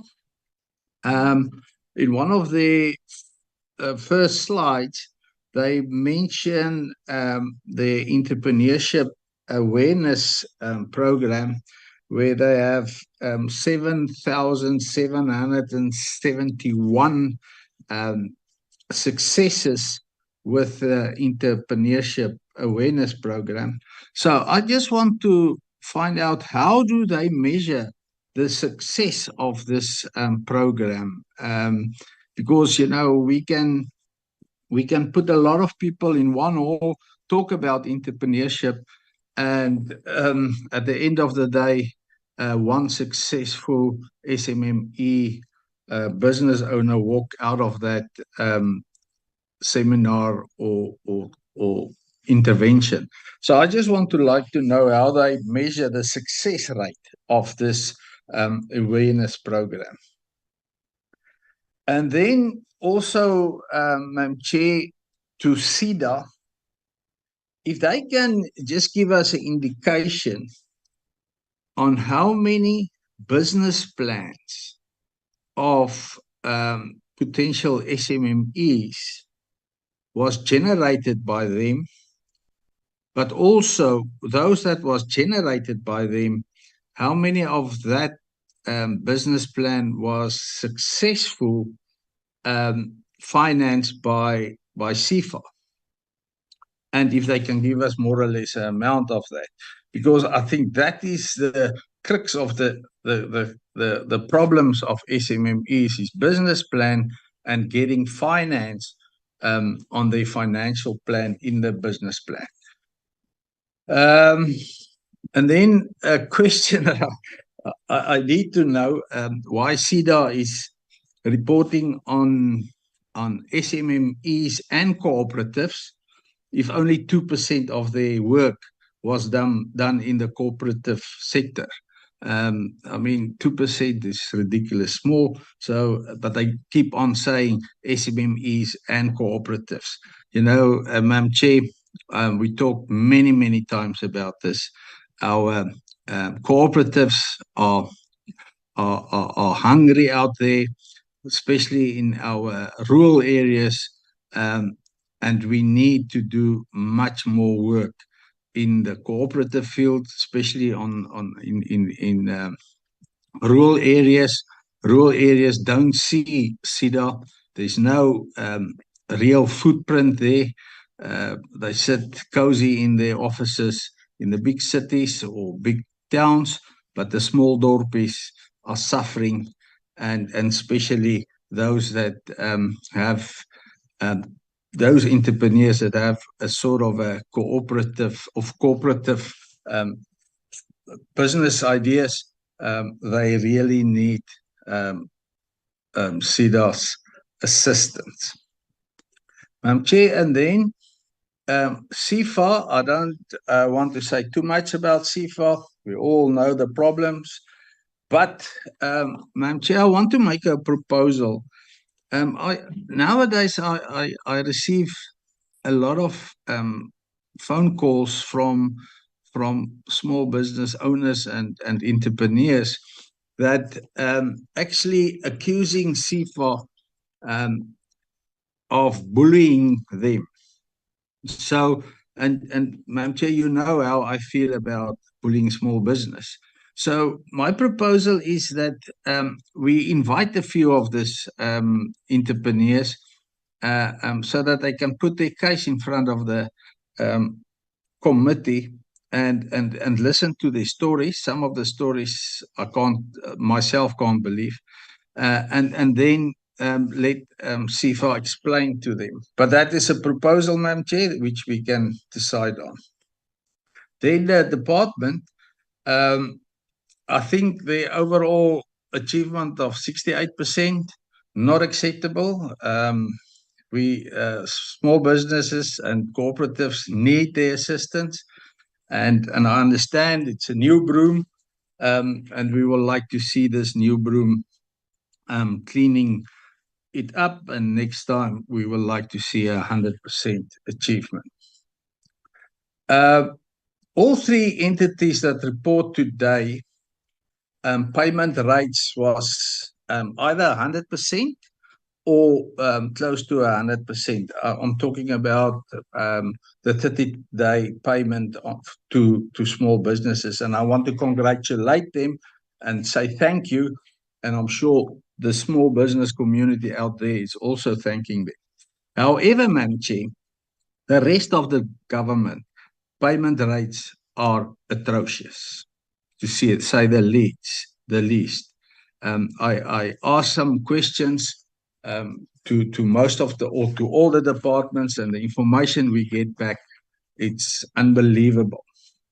So, and not to talk even about municipalities. Municipalities is even worse than the other departments. So small businesses don't get paid in 30-day times in other departments or in municipalities. So my question here is, what are the department doing about that? I don't see any strategies where there's some MOUs or MOAs about it, or I don't know if the minister is discussing it in cabinet, but we need to be proactive about this, because the 30-day payment of government is busy killing our small businesses. Then about the small business database, we need to get that database up and running as soon as possible, because there's a lot of dishonest advisors advising SMMEs to double dip into the state coffers. The government lose a lot of money because of this lack of database where we can actually monitor which small businesses get financed by government and helped by government and who not. There's some small businesses, and as I say, most of them are getting advice from advisors. Some of these advisors actually working for the government to double up. So you get money from CFA, you get money from the Department of Agriculture, you get money of tourism and so on. So, Madam Chair, if we can have that database running, and then the government can get some information about small businesses in South Africa. And then, Madam Chair, the last point is, of course, my favorite topic, red tape. Red tape is killing South Africa economic growth. And we know where is South Africa economic growth. It say that it could be as much as 5 to 10% of our DGP it's going down the drain because of red tape. We need to pull our socks up.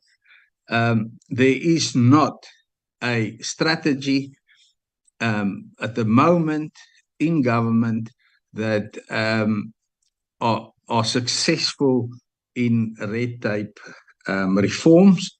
So I also want to make a proposal, Madam Chair, that we put one meeting aside just to talk about red tape in the meeting and the way forward, because I'm sure there is some best practices out there to be followed, and we need to take as a small business department and small business committee charge of red tape reform, because if we can fix it in small business, it will be automatically fixed everywhere else in government. So I really want to stress the point that we as a committee one day sit in a strategic committee meeting and discuss the way forward of red tape reform, because it seems like it's not happening. The president's strategy from his office is also very quiet. We're not coming to the party, so we need to pull up our socks and make sure that red tape reform is one of this committee's legacies for the new committee to take over next year after the election. Then the last question I just want to ask, the MOAs. We talk a lot about Memorandum of Understandings. I just want to find out more or less how many of this understanding memos is signed already by the Department of Small Business Development with other departments in government. And Madam Chair, thank you for your time, and that is my whole story. Thanks, Honorable Kruger. Questions and comments, I think, will assist the department. That's how we operate. I believe they've captured those questions as well as those advices. Let me allow Honorable April now to come on board. Over to you. Good morning, Chairperson. Good morning, colleagues. Good morning to the department. First, what I want to do is appreciate the presentation from all three, the department and the two entities. Also the input that was made by the political head, which is the minister. Madam Chair, we are more accessible than the department, as it were, and the department is actually the implementing agent of what the things is that we promise our people. I'm saying this just in my opening remarks that, if you can go now to Pretoria to try and go to the department, you will not be able to even access the gate or speak to anyone in the department, because you'll need a special security clearance type of thing. And when Honorable Kruger talks about posh officers locked up somewhere, I can resonate, because personally I've been going to the department and have not been able to even access the offices. Be that as it may, Madam Chair, we have emails and so forth that we can raise things that comes to our constituency offices. But what I want to ask, number one, is what are the blockages that is preventing the Department of Small Business Development from implementing the long-awaited organizational structure and filling the vacant posts? I see some posts are being filled, but what is the blockages that is there for the restructuring? What's happening? Secondly, could the department please provide us more detailed information of the 22 public engagement programs and the breakdown of district municipalities that benefited from these engagements that was undertaken by the department?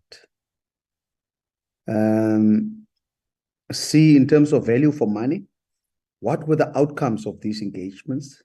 And what was the impact on the operations of the department and on SMMEs and cooperatives? What was the impact there? I think Honorable Kruger asked a similar question. SEFA's performance has dropped significantly. We have seen that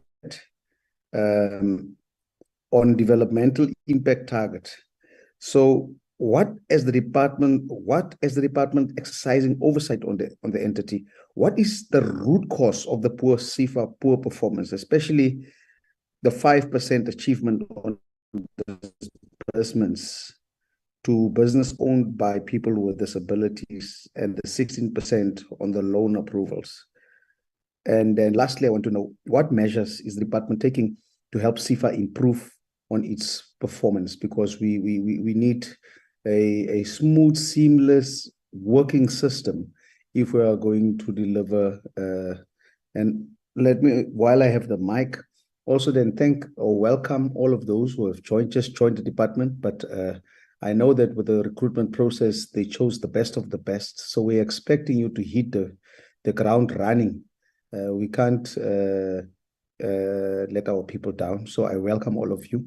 And we're looking forward for what's left of this term, to work with all of you. Thank you very much, Chairperson. Thanks, Honorable April. Honorable Lubengo.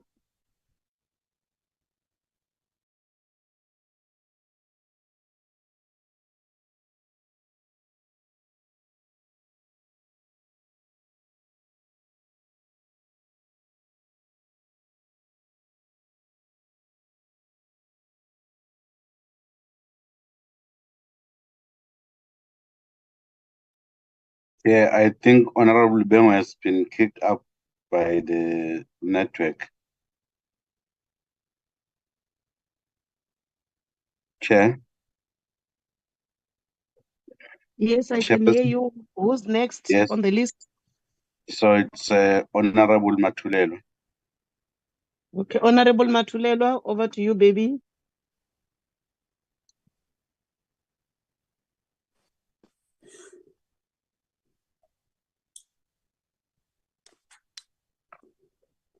Greetings, Chairperson, honorable members, and all the entities that are with us today. Mine is not that much, but concerns that I have with regards to the SEDA or SEFA and the SEDA, SEFA and the Department of Small Business Development. One, I just want to say firstly on SEDA. SEDA has presented here, but I'm not happy that all the entities, SEDA and SEFA and the department they always give us figures.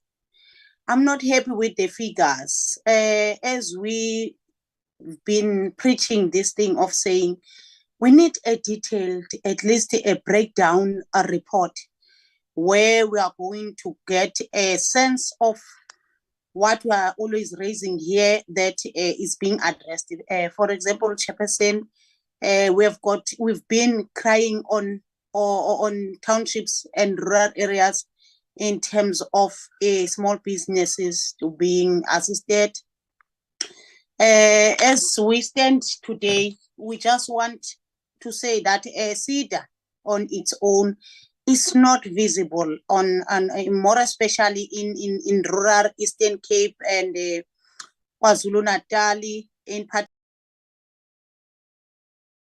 That's even in other rural and townships, but I just wanted to mention the three provinces where we are always having problems of when we are assisting our people in our constituencies, and then where the question still stands to say where to find SEDA. And our people, you can hear that they are not even aware of anything like CEDA or CIFA. It's a new thing in their ears, and then it proves exactly, Chair, that they are not visible. It's only us who knows about them that there is something like that. But SMM is out there. They don't have this information. We've been saying that they must extend their visibilities, at least in local municipalities, for our people to access them easily. So, and also these reports that were given here, the percentages and numbers, without giving us at least the breakdown in municipalities, district, as Honorable April has mentioned. We need a breakdown report. We can't be convinced on being given percentages and numbers. We even requested the report on which SMM is. Which SMM is. You can't even provide a simple thing that is in your data, because we are not saying give us all detailed applications. We're saying SMM is. This SMME from the rural Matigizela municipality in Bizana, to give us that detailed report to say this one, it comes from this part of the Eastern Cape, this comes from this part of Limpopo, or in Vembe region somewhere there. You just give us a brief names of the SMMEs and where they come from, because what we want to do, as the CIFA has said, where they are avoiding this thing of providing services for ghost SMMEs and some sort of those things, as they were saying here. It's not that we are going to be convinced that you go there and take pictures as well, and then they go there before you give. We want ourselves as well as our obligation to go and do oversight, and also make sure that all SMMEs are being serviced in our constituencies. We want to go ourselves. We don't just take what you are giving us here as part of our obligation to do oversight. We want to go as well. And when you go for you to give service as CIFA, and then us, we go to find out that did you really give those SMMEs, because what we have saw and our experience during our oversight in Northwest, we know that what happened there. At least maybe you are coming here to say that now that thing won't happen again because you do this. These steps that you have provided us here. Okay, finally, it's fine if you are doing like that, but also for us as well to be sure that our SMMEs, because we've got many SMMEs that are not being serviced by these entities as well as the department. So we want to make sure. And then CEDA, please extend your visibility to municipalities for our SMMEs to access you easily. CIFA, we see that the performance also is dropped.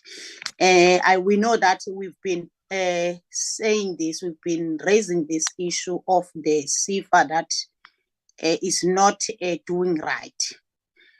We did not hear any consequences regarding what we have saw that is aligned with the fraud under this department and everything else that includes the fraud that has happened for the past years, and including what we have saw, how much more in all provinces if the same thing we saw in Northwest is there.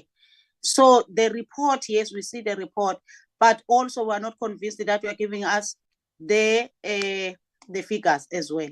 So we want to go for oversight, not only that oversight that we conducted daily oversight that we do as part of our obligation, daily obligation.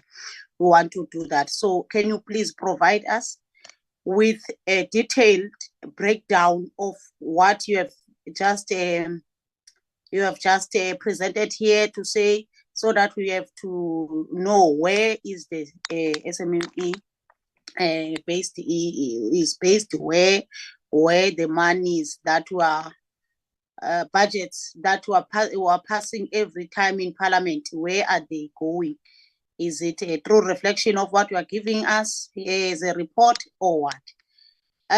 For the department, what I wanted to say, it's even very painful that we saw that August month, it comes once in a year. We always see that in particular the informal traders, it's 90% of women that are operating in that space of informal traders. So women were not even there was no clear program in the department, in particular for those SMMEs in townships and rural areas.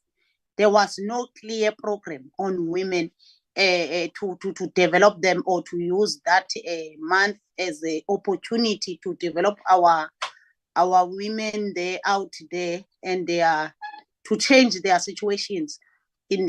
As for informal traders, maybe we would have some of them out of informal traders to develop to at least a level of being a medium, or something like that. So I'm not happy that the department is led by a woman, and then also in our committee we are led by a beautiful woman, the chairperson. But our women, they are not. That it's like they are not represented. If there's nothing happened during the month August, and as this portfolio and the department, there was nothing visible happening out there. I only saw one thing. I don't know if it was just I don't know what was it, but there were successful women that were together, I think 10, 11 in KwaZulu-Natal. But where are our small businesses and informal traders, in particular women? How can we fail to deliver to women as the department is led by a woman? I don't understand really why there was no clear program on that regard. Thank you very much, Chairperson. Let me just stop there. There's many, but for the interest of time, let me just stop there. Thank you. Thank you, Braking. Do you still have any other hands?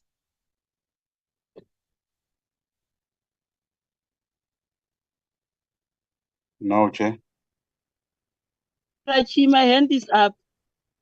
Oh. Come in, Bree, Mabri. You didn't recognize it. Okay, no, sorry. My apologies. All right, Chair, I hope I'm audible. You are. Okay, thank you, Chair. Let me also join my colleagues in appreciating the presentation done by both SEFA and SEDA, as well as the department chair.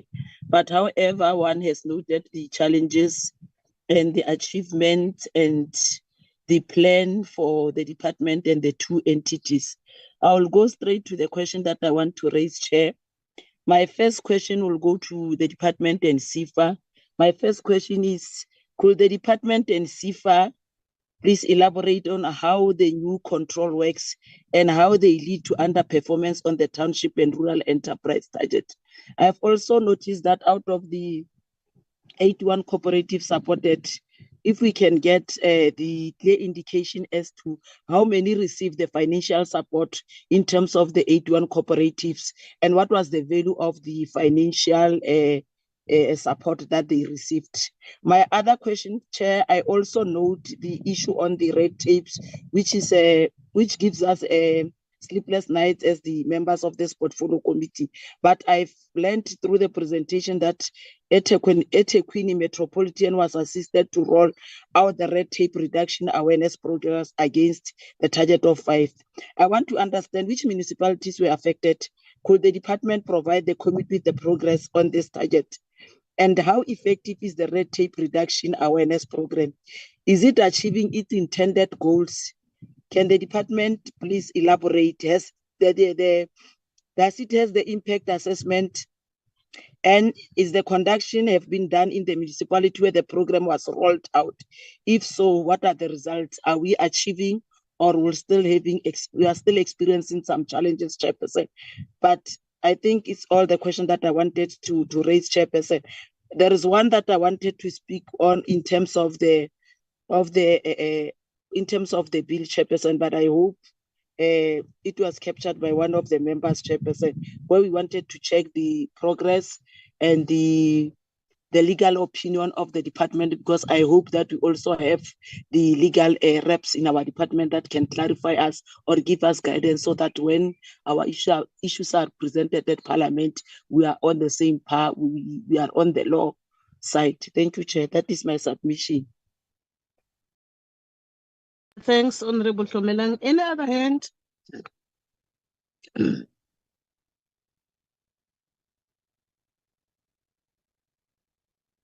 Is the whip still on the platform? Honorable Jacobs, are you still with us? Yes, Chair, I'm in. Let me just a few comments. I think we appreciate the presentations of both the minister and the agencies. I think a lot of the questions that I had was addressed. I think the vacancy stuff is sorted out. We need just corrective measures to deal with some of the non-delivery. I think for us, it's important that we support the department. You know, the country is going through a difficult period with National Treasury also cutting, and also the revenue enhancement that we need to ensure. So we're just asking for the department to ensure that we pull up our socks around the small business township renewal. We're asking that we deal with the cooperative framework that is needed. So, okay, I think I'm largely covered. We also want to say to the minister, we must continue pushing. I think there's a lot of work that has been done, and we celebrate the achievements. But I think what we're also calling for is the new acting DG has a big role to fill, and we want to support her. She's coming in, hitting the ground running. And also we appreciate the energy and attitude that she brings. And given that this is the first quarter of our deliverables, we can improve. And so we as the portfolio committee is there for the department to ensure that we deliver small businesses opportunities for our people. So, Chair, I think those are some of the comments. I think I don't want to belabor the point. A lot of the questions have been asked by my colleagues already. And thank you very much, Chair. Thank you. I thought you will also move for the acceptance of the 3 reports, but I will still request that. Let me also join you, honorable members. Yes, there have been hiccups, but we must also give credit to where it's supposed to be given, more especially on the issue of CIFA, on the issue of forensic, as well as the issue of trying to close gaps on the issue of vacancies. So it's something which we need to really appreciate, because where there is a challenge, you need to come up with a turnaround strategy. And the turnaround strategy in this regard, I heard them saying that they are no longer going to dispatch the loans because of the experiences they experience in the Northwest. Now they will make sure that there is a portfolio of evidence before anything should be dispatched. So that also is a bonus to us. It is going to make our work is as the portfolio committee, because in a true sense, those field workers who are down there must not really disturb or disadvantage the leadership at national level. They must make sure that there is compliance on each and every issue. We have got treasurer's regulations, auditor general's regulation. I believe the DG and your team, these are some of the things that you need to tighten your belt. You must make sure that the issues of risks in the department is being adhered to. Issues of internal audit is more stronger than before, so that you safeguard these little resources we are having. We are really crying that the department is not being given enough resources, but at the same time, if we fail to secure such resources, it becomes a problem. It is true, you are not evenly able to cover all the areas, more especially on the rural and informal, where you find out that there is a high demand. But if you can tighten your belt, it will assist us, and it will also assist our society. We rely on you. Small businesses is the only department which can create jobs, but our problem is that it is not being resourced properly. Let me also join you, honorable members, by really welcoming the two members, officials, the DDG, as well as the chairperson of SIFA. He's familiar to us, if you remember well. He was the commissioner of the Competition Commission, if you still remember. He once appeared before us. So as a person who is familiar to us, we welcome you, chairperson. We believe you will try your best to make sure that this department continues getting clean audit as previous. So, but what is important is to make sure that all programs are being attended to properly, more especially that your role is to make sure that people receives money on the ground. So you are warmly welcome, both of you, with the DG. This is your home. The portfolio committee is hard at work.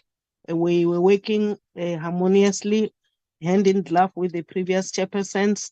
So we believe it's going to be the same. Looking forward for a great success in this sector, because this is the only sector which can unlock many stumbling blocks on the ground. I will now request the DG and your team to respond to some questions. Those other issues which were comments, you note them to strengthen your work. So DG, over to you. Thank you very much, Chairperson. I will touch on some of the issues, but SIFA-SEDA will come in, and maybe the department in areas where the specific DDGs are here to give the necessary support. There was from Honorable Kruger the issue specifically of the issue of the bullying, Chairperson. Like you correctly said, those are the issues that you will deal with within your purview. And yes, we also thank you for congratulating us on the issue of the 30-day payment. And in terms of how we're dealing with other sectors, to make sure that even in government we do have those type of MOUs. I think this is one area that we need to strengthen, to make sure that we don't only concentrate on the department that we are paying, but we must make sure that this is something that happens across. And this is something that I can easily do through the meetings that I attend, which is your FOSAT. DDG, Chief Director Mohotlo will talk on the issue of the red tape, but safe to say that we are working very closely with the Mr. Nkosi in the presidency, and in making sure that we deal with the issues of red tape. And we have started to be in provinces. We just got an invitation now which we will be accompanying Mr. Nkosi to one of the, I think it's Northwest, where we have been invited to deal like on the ground with the real issues of red tape. But I know that Ms. Mumokgotlo will touch on that. Honorable April, on the issue of the accessibility of the department, it's something that thank you for bringing this to our attention. We will work on this as EXCO. We'll make it as an EXCO agenda item to get exactly what does it mean and how can we make sure that we are accessible. The issue of the organizational structure, Honorable April, I have said in my presentation, it is approved. So there is no blockage there. We are one of those departments, even when DPSA is presenting, to say we have an approved organizational structure. However, what is an issue is now to make sure that the structure is there. Now we need to fill in the position. And again, one of the challenges is that as we are busy with that, then comes a letter from National Treasury on cost containment. So we need now to juggle between us filling the position and also the issue of making sure that we are within the law, but we also have the necessary targets that are being met. On the 22 public engagements that were the 22 public engagements that we had, I do have a list, but I know it's going to take time. But the question is, we can be able to provide that type of information. In terms of the value, it is that that us having engaged with those specific districts, and to name just a few, we've been to Capricorn District, we've been to the city of Cape Town, Nelson Mandela Metro municipalities, the Buffalo City, city of Johannesburg, and recently we have been to, we had a career expo in Mitchell's Plain, and also the Youth Entrepreneurship Awareness Week, and also the DDM workshop in Uppington. But the actual value of this was the issue of the awareness of the products, our products that we have, and the services of the department effectively communicated for an increased uptake of the portfolio offerings. That is the value that we see in us doing this. But the list of where we have been, it is available. And again, there was a question. I know that the CEO of SIFA, together with the chairperson, can touch into it. The issue of the root cause of the SIFA poor performance. In the presentation, SIFA touched on that mainly it is the issue of the vacancies in strategic position within the lending and credit and the legal division. And these are very serious and critical positions that can hamper any delivery in that particular sphere. So those are the issues that they've raised, and they've also raised the issue of the enhanced TRAP, the implementation process to improve the quality of the deals, so that it's like the consistency with the pre-funding and also the issue of the site visits vis-a-vis what has been applied for. And again, they also touched on the issue of the board credit investment committee, and that one to approve the wholesale lending deals above 15 million, which was not held. And again, the main elephant in the room was the suspension of the disbursement from the EU fund. That also created a problem. But I know that the CEO will assist. And what are the measures that the department is taking to help SIFA? We do have, as I make our own presentation as a department, I also touched on the governance structures. One of the governance structures, there is a structure where the minister meets with all the entities, and that is where we discuss the issues of performance, but making sure that we also provide the oversight, the entity oversight that we are supposed to do. But we will then make sure that we strengthen in that particular space. And Honorable Matulelwa was not happy with the issue of numbers, that we only give numbers and not give the real information to say who are the people that are our beneficiaries. But again, on that one, that particular information is available And that is an information that as and when is required, we can make available, of course, within the provisions of the POPI Act. But that information needs to, because this is where we report an account, and we cannot just come and say we supported 80, we supported 81, but it is not clear who are those people. So we will definitely improve on that one. People not aware of SEDA and SEFA, that issue of awareness again will come to the fore, because it is something that keeps on coming and we need to do something about it. Again, Ms. Nomvula will also talk specifically about what is it that we were doing as women in the month of August, because there is something. It might not necessarily be visible, and I think we need to change strategy to make sure that whatever that we are doing is actually visible, so that we are seen as an organization that we are doing something. Honorable Tlomelang then also spoke about the issue of the 81 cooperative supported, that to say how many then received the funding. DTG Ndumo will quickly elaborate on that in over a minute, but I know that most of the cooperative, based on the report that was presented to myself, is that those cooperatives, 81 of them, although we say we support financial and non-financial, but I was told that the support was there were no financial implications. So I will then, on the issue of the red tape again, like I have responded, and how is the impact? I think Ms. Nomvula will then touch on that. Honorable Jacobs, we are working very hard on the issue of the vacancies. Again, as I was busy moving, I think I was seriously on the fast lane when that letter came, and I had to apply the brakes while the car was in motion to just wait and see, because that's the question that all of us are asking, to say, then what? How do we move? Because we do have an approved structure, then we want to move.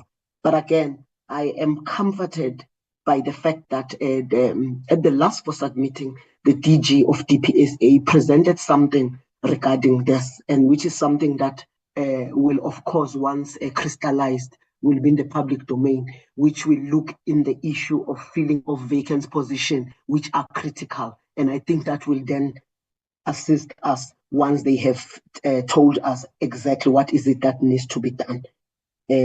So we will definitely come back and be able to give a report. On the issue of the chairperson, the issue of us, it was a comment, and I'm noting it. We do take seriously the issue of the risk.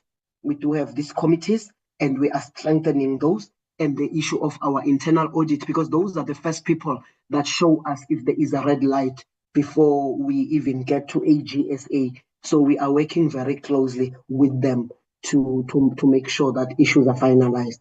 Maybe before I give to SEDA and SEFA, so that I know that we are done with the department, let me give DTG Ndumo to quickly touch on the 81, if I have not covered it sufficiently, on the 81 beneficiaries. DTG Ndumo. Thank you, Chairperson, and thank you, DG. The 81 cooperatives that we've provided to the report have been given financial support, DG, and also Chairperson, and they are therefore being prepared to be funded, and therefore they are now, we have just transferred the funding instrument from SEFA to SEDA. Therefore, SEDA is going to fund most of these cooperatives. We'll be seeing numbers increasing in the next quarter. But currently, because of the transition from SEFA to SEDA, we were unable in this first quarter to be able to fund those cooperatives. It's a matter that we're going to improve in the next quarter drastically. Thank you very much, TJ. Thanks. Thank you very much. Ms. Nomvula.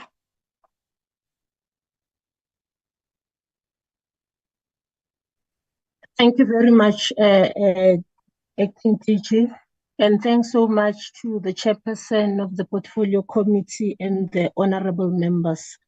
I'm going to be addressing the committee on the issues raised by Honorable Kruger on red tape reduction. Maybe just as a starting point,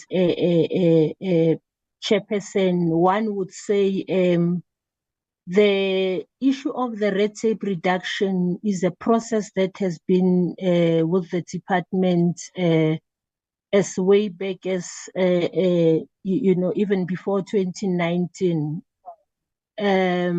What we are doing is that as a department, we are approaching the red tape reduction at multiple levels.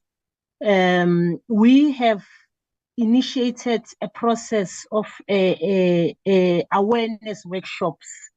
We are doing awareness workshops within municipalities because we are aware that there is very little appreciation of the impact of red tape within municipalities that is impacting the growth of SMMEs. So as a result, as a department, so far, we have conducted awareness workshops within more than 30 municipalities, and this is one of the standing targets within the department, whereby on quarterly basis we are targeting about 5 municipalities. I think members would have seen that the previous quarter we were supposed to have done 5, but we did 1 in eThekwini because we had thought that would be regarded as a district because it has a number of smaller municipalities that were also participating at that workshop.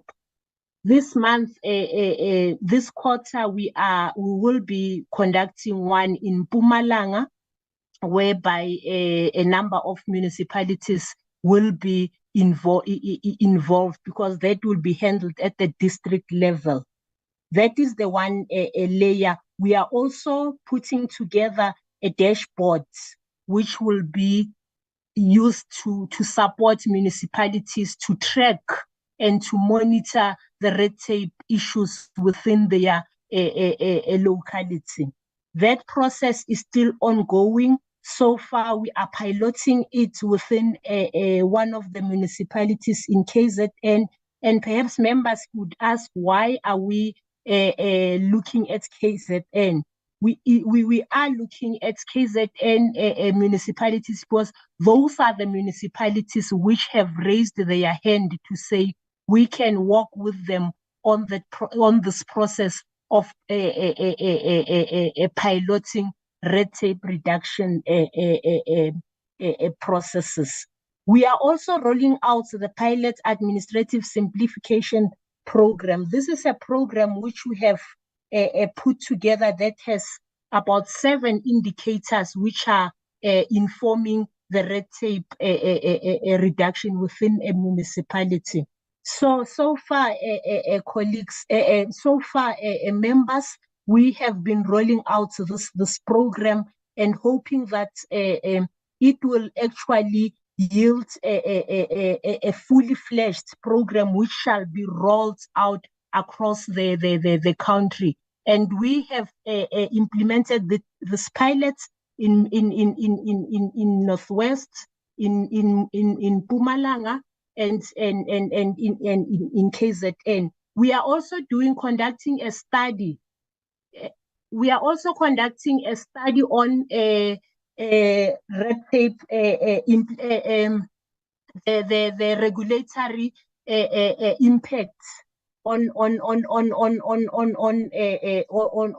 SMMEs that is impacting the growth of SMMEs and cooperatives within the country. Out of that exercise, we have identified close to 29 pieces of legislation which have implications on the growth of the SMMEs. That program, that process, Chairperson, we are working very closely with the presidential task team to say, how do we assist in addressing those bottlenecks that have been identified in the municipalities in the legislations. Some of the legislations are within Department of Transport, Department of Tourism, within municipalities and so on. One of those impediments happen to be sitting in our own Business Act, which we are in the process of amending. Lastly, I would like to also indicate that the member wanted to find out if our interventions are yielding any results. So far, as a department, we are saying we haven't as yet seen tangible results out of our engagement, because most of them are still at pilot level, but also we are still raising awareness within municipalities. So in few months to come, Chairperson, we are sure to say we will be having tangible outcomes that will be presented to this committee, but also the issue of capacity within the department is also impacting on the rate at which we are reaching out to other municipalities.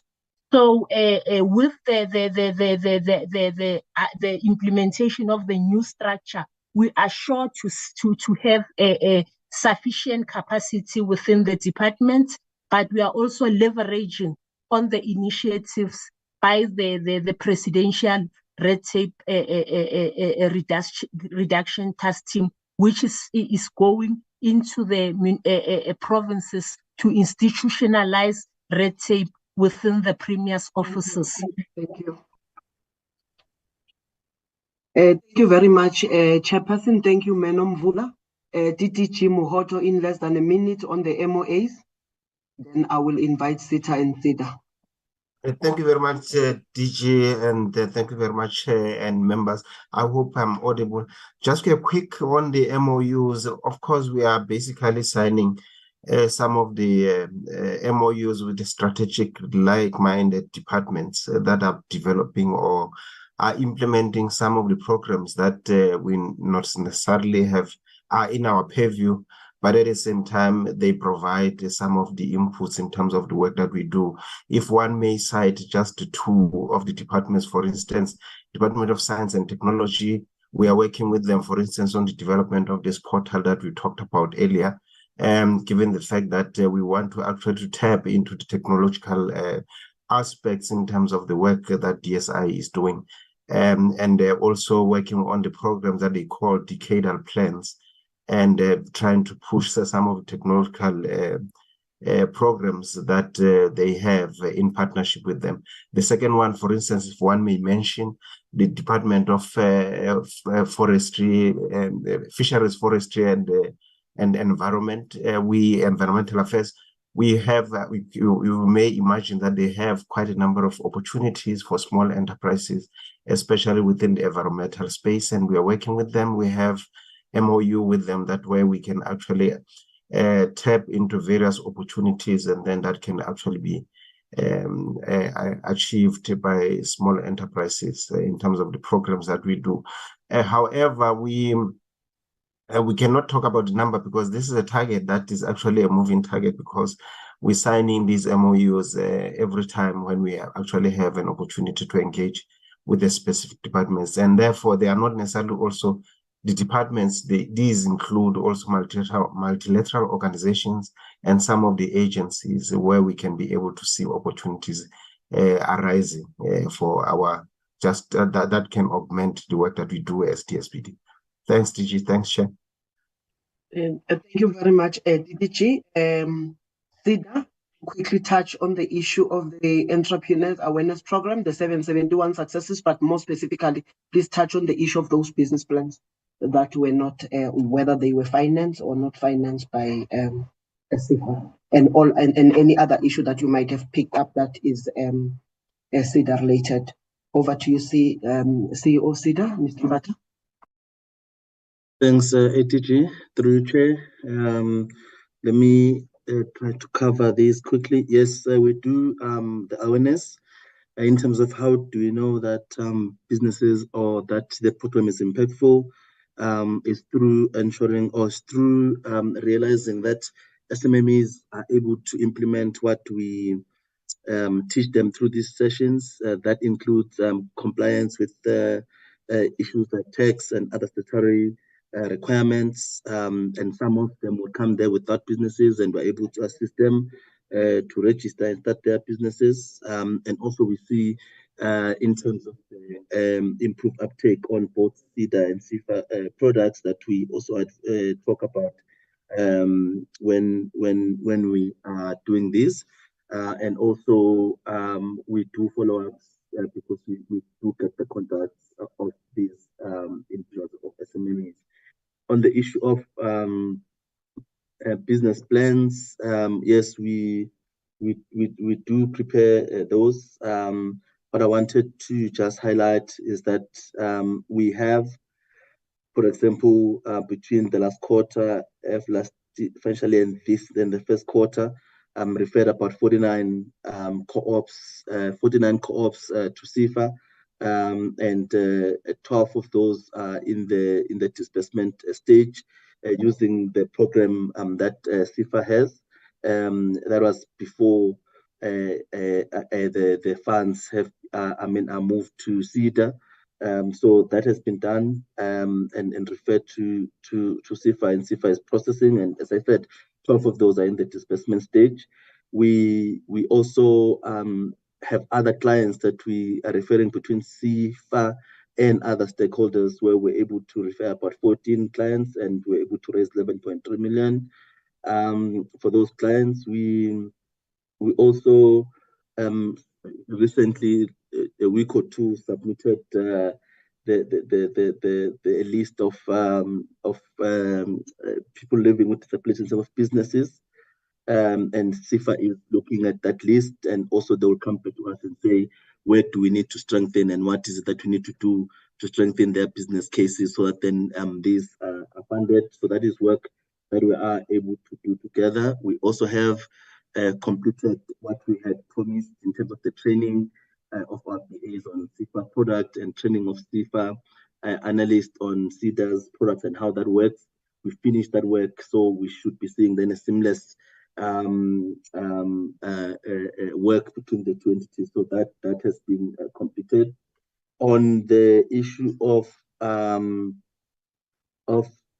what we would do, Chair, on the issue of visibility, we would definitely reconcile, but we have new access points that we've recently approved. For example, we have one that we've approved. I'm making an example, the one in Bizana. We need to brand that and launch those access points. Amongst many, we have 52 new ones.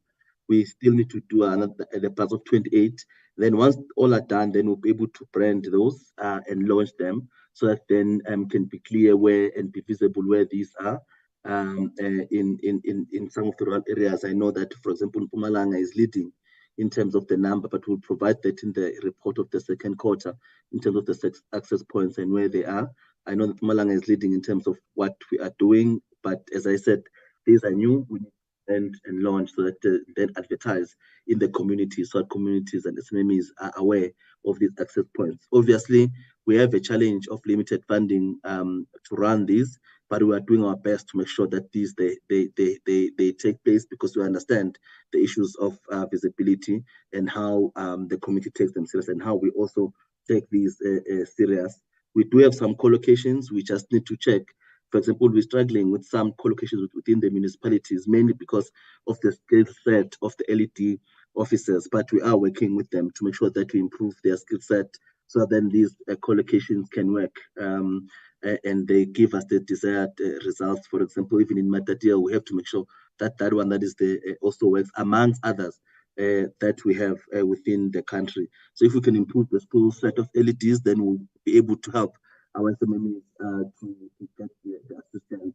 So we have to go there once in a while ourselves to try and mend the desk there. But we'll provide that list of the new co-locations that we will have established. They will start you know, obviously at a certain scale, but providing majority of SEDA and SEFA actually services, because we've agreed that both SEFA and SEDA will need to be part of the collocation points, and on some we've started working together there. I think we need to just improve on our outreach programs in the communities where we are, you know, because there are some areas which were counted. We have branches there, but we need to improve on the community outreach programs, and we go out more to the communities because that's what we should be doing. So we'll look into those branches and make sure that we are more visible in those provinces, even, you know, working with the municipalities in a lot of outreach programs. We do have, lastly, we do have the 73 million in terms of the program for the co-ops, as Mr. Ndumo has explained. Will deal with improving on our support, then financial support to cooperatives, and I am 100% that we will win the battle of funding and supporting more cooperatives. Indeed, I agree that we need to improve the numbers and make sure that the numbers are higher than the 2% that we have. Thanks, Chairperson. With that, I think I've covered most of the matters. Thank you very much, CEO. I will now hand over to the CEO of SEFA to touch on the issues. Again, also CEO, you can at high level touch on the issue of the bullying of small businesses, but not necessarily on whether they must come for that is the call for the chairperson. And then on any other issue that I might have missed that was causing the issue of poor performance, without repeating what I already said. Thank you, CEO. I don't know if you or the chairperson would like to add as well, the chairperson of SEFA. Mr. Makamba. Thank you, DJ, and thank you, Chair, through you. I think the issue of bullying, it will help us to deal with facts, Chairperson. If we can get a list of these clients who claim that they were bullied, so that we, as SEFA, we can investigate and the nature of that bullying, so that when we engage the committee, we don't generalize, we deal with facts. So we'll appreciate if we can get that assistance from the honorable member. But coming to the issue of the investigations, my understanding, Chair, is that there's a meeting set up next week to deal with investigations. So I will not touch on that one. We'll come back next week when we present that update to the committee. The other issue, with TRAP, Chair, as I said in my presentation, we introduced extra controls in how we approve TRAP, because we need to make sure that we don't find clients. We've learned our lessons from the Northwest, and now we're bringing those controls actually in improving where we think we're vulnerable. Because TRAP and spaza shops is one area where we believe we're very vulnerable. Hence, now we said there must be those site visits as part of the due diligence work, and that needs more feet on the ground. What we're doing or using at the moment, we're using interns because we don't have enough people to do this work. We're using these interns, we're designing a template for them to use when they go and do the site visits for these clients. That's now for your TRAP and your spaza shop. So that actually will impact on the time, but given what we're facing, we need to put some controls in place. 24% collections is the bad and the worst level of correction. So we're saying we'll speed up TRAP, but we'll put in some controls so that we also see the improvement with regards to disbursement to the TRAP clients. On the other hand, we must see an improvement on the collections and the ability of these TRAP clients to pay back SEFA, having verified their existence to prevent ghost clients. Microfinance did well in the rural areas. There was a bit of a what we call a challenge in the township because of TRAP.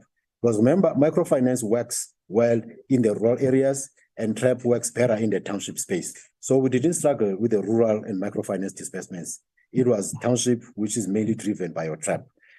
The issue of other improvements, I did mention that the DG said that the inability of the board investment credit committee to meet impacted the KCG business and the wholesale business, because their deals are mainly approved at board committee level. They are not actually approved at EXCO level. And having no BCIC chair for 5.5 months. That is 2/4 of a year. That really killed us big time. But we're not going to throw our hands in the air. We're saying as a Kumi, as a team, now that the BCIC chair is on board, we're speeding up the process of updating him on how the systems work here. We want to be back on track to bring those deals to cause. A majority of them have been actually approved at ExCo level or recommended at ExCo level. They need now the board committee approval. We'll be able to bridge that gap as we bring the committee chair up to speed. And also the issue of vacancies in the critical areas of the value chain really killed us, because if you don't have credit analysts, you don't have these lawyers, you don't have these CAs as deal makers, you have a problem. And I did mention actually that we've seen that IDC has launched their own wholesale lending program, and they are poaching our staff. And I don't blame our people for joining the IDC, because if you're sitting with a 12 months or 24 months contract and IDC is giving you a permanent job, we have no reason to stay at SIFA. Secondly, they have aggressively started even writing to our clients that they must come and apply. Our wholesale clients must come and apply at IDC for funding. Unfortunately, it's a sad one. We are called a subsidiary of the IDC, but the motherboard is competing with us in that regard. But we're not going to throw the towel in the air, Chairperson, because I know for the fact we know the business of wholesale lending better than the IDC does. And we'll keep actually pushing the business now that our chair is on board. The key issue, man, Chair, as I close for us, is funding or capitalization from the National Treasury. And if one looks at the recent letter from the Treasury, I don't have hope that we'll get that money. Hence, we're saying we are going to focus on the partnerships now, so that we unlock the balance sheets of those partners that we work with to be able to bridge this gap. All we need is SIFA to be back on track. It's money, capitalization, and skilled people.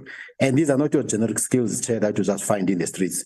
We're talking about these quantitative analysts, we're talking about chartered accountants, talking about attorneys. They don't come cheap, they are not readily available.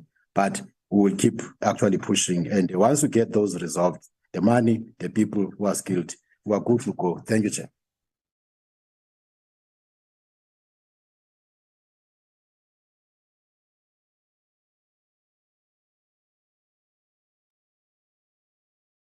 Thank you. DG, are you done? Thank you very much, Chairperson. Yes, we are done, Chairperson, with the first round. Thank you.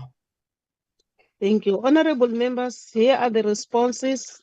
Is there anyone who wants to make some follow-up? But you were given ample time today to can echo.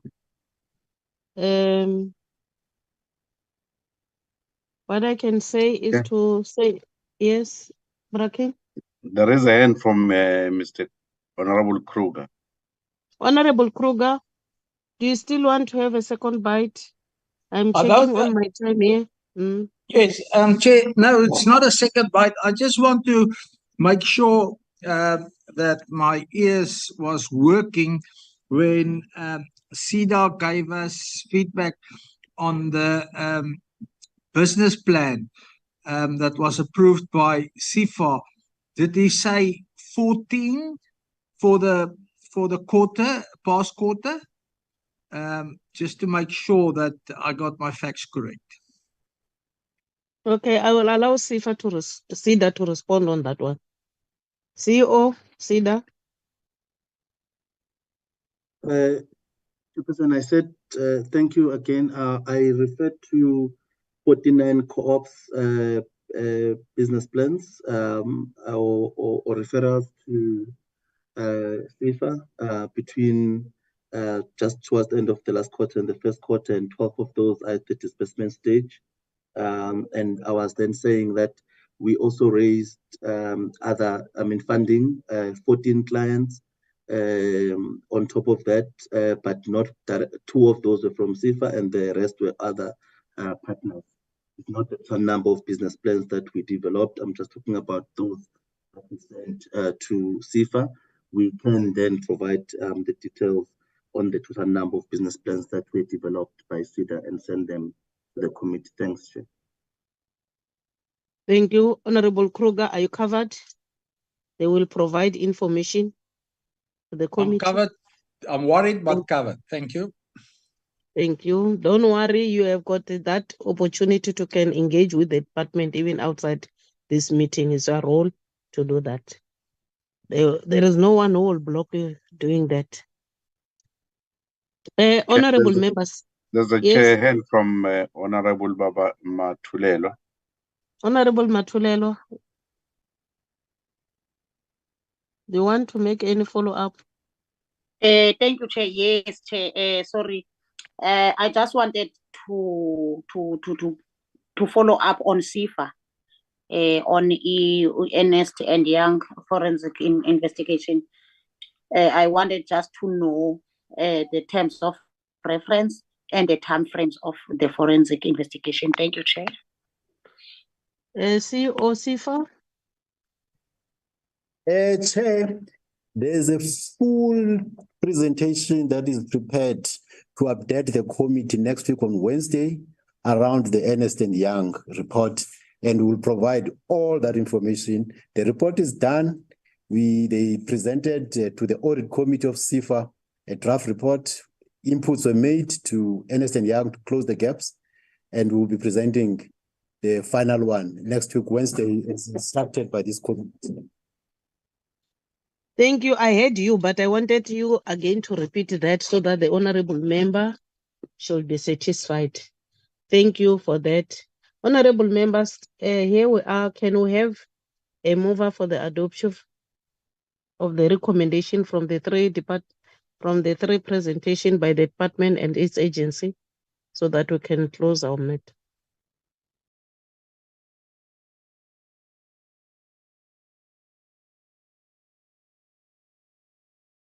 You will assist me, Brakin?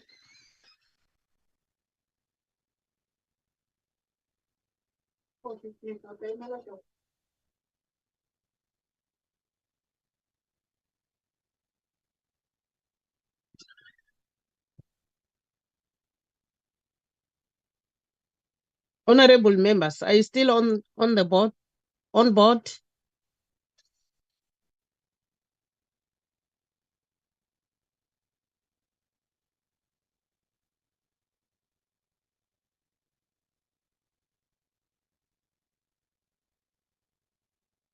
King, assist me to identify hands.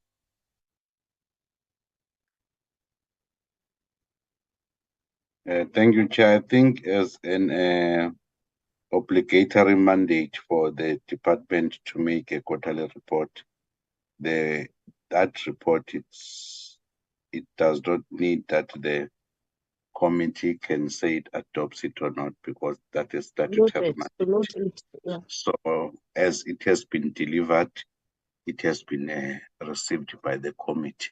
It will be noted in the minutes and the quarterly report that the reports of the department have been received by and considered by the committee. Thank you, Chair. Thank you, Brakin.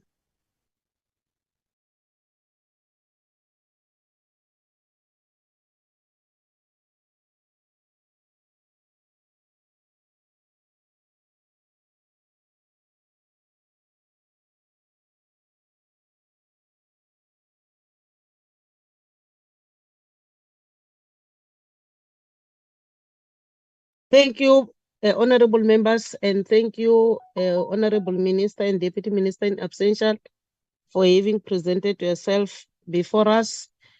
We'll meet next week. We believe all those outstanding issues, more especially on the issues of forensic investigation, that's where we'll deliberate more and guide the department, but we appreciate all the presentation and the deliberations. We will wish you well. Try to go and pull up your socks so that you close the gaps in the two coming quarters. But we are really grateful to have your cooperation all the time. So, honorable members, thanks for your participation and your deliberation. We have come to the end of our meeting. The meeting has been adjourned. Let's meet in the house at 3:00. Thank you.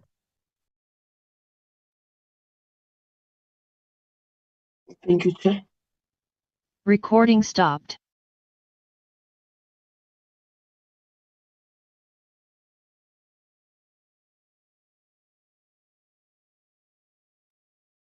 Thank you, Chair. Thank you so much. Thank you, comrade. Thank you, Com.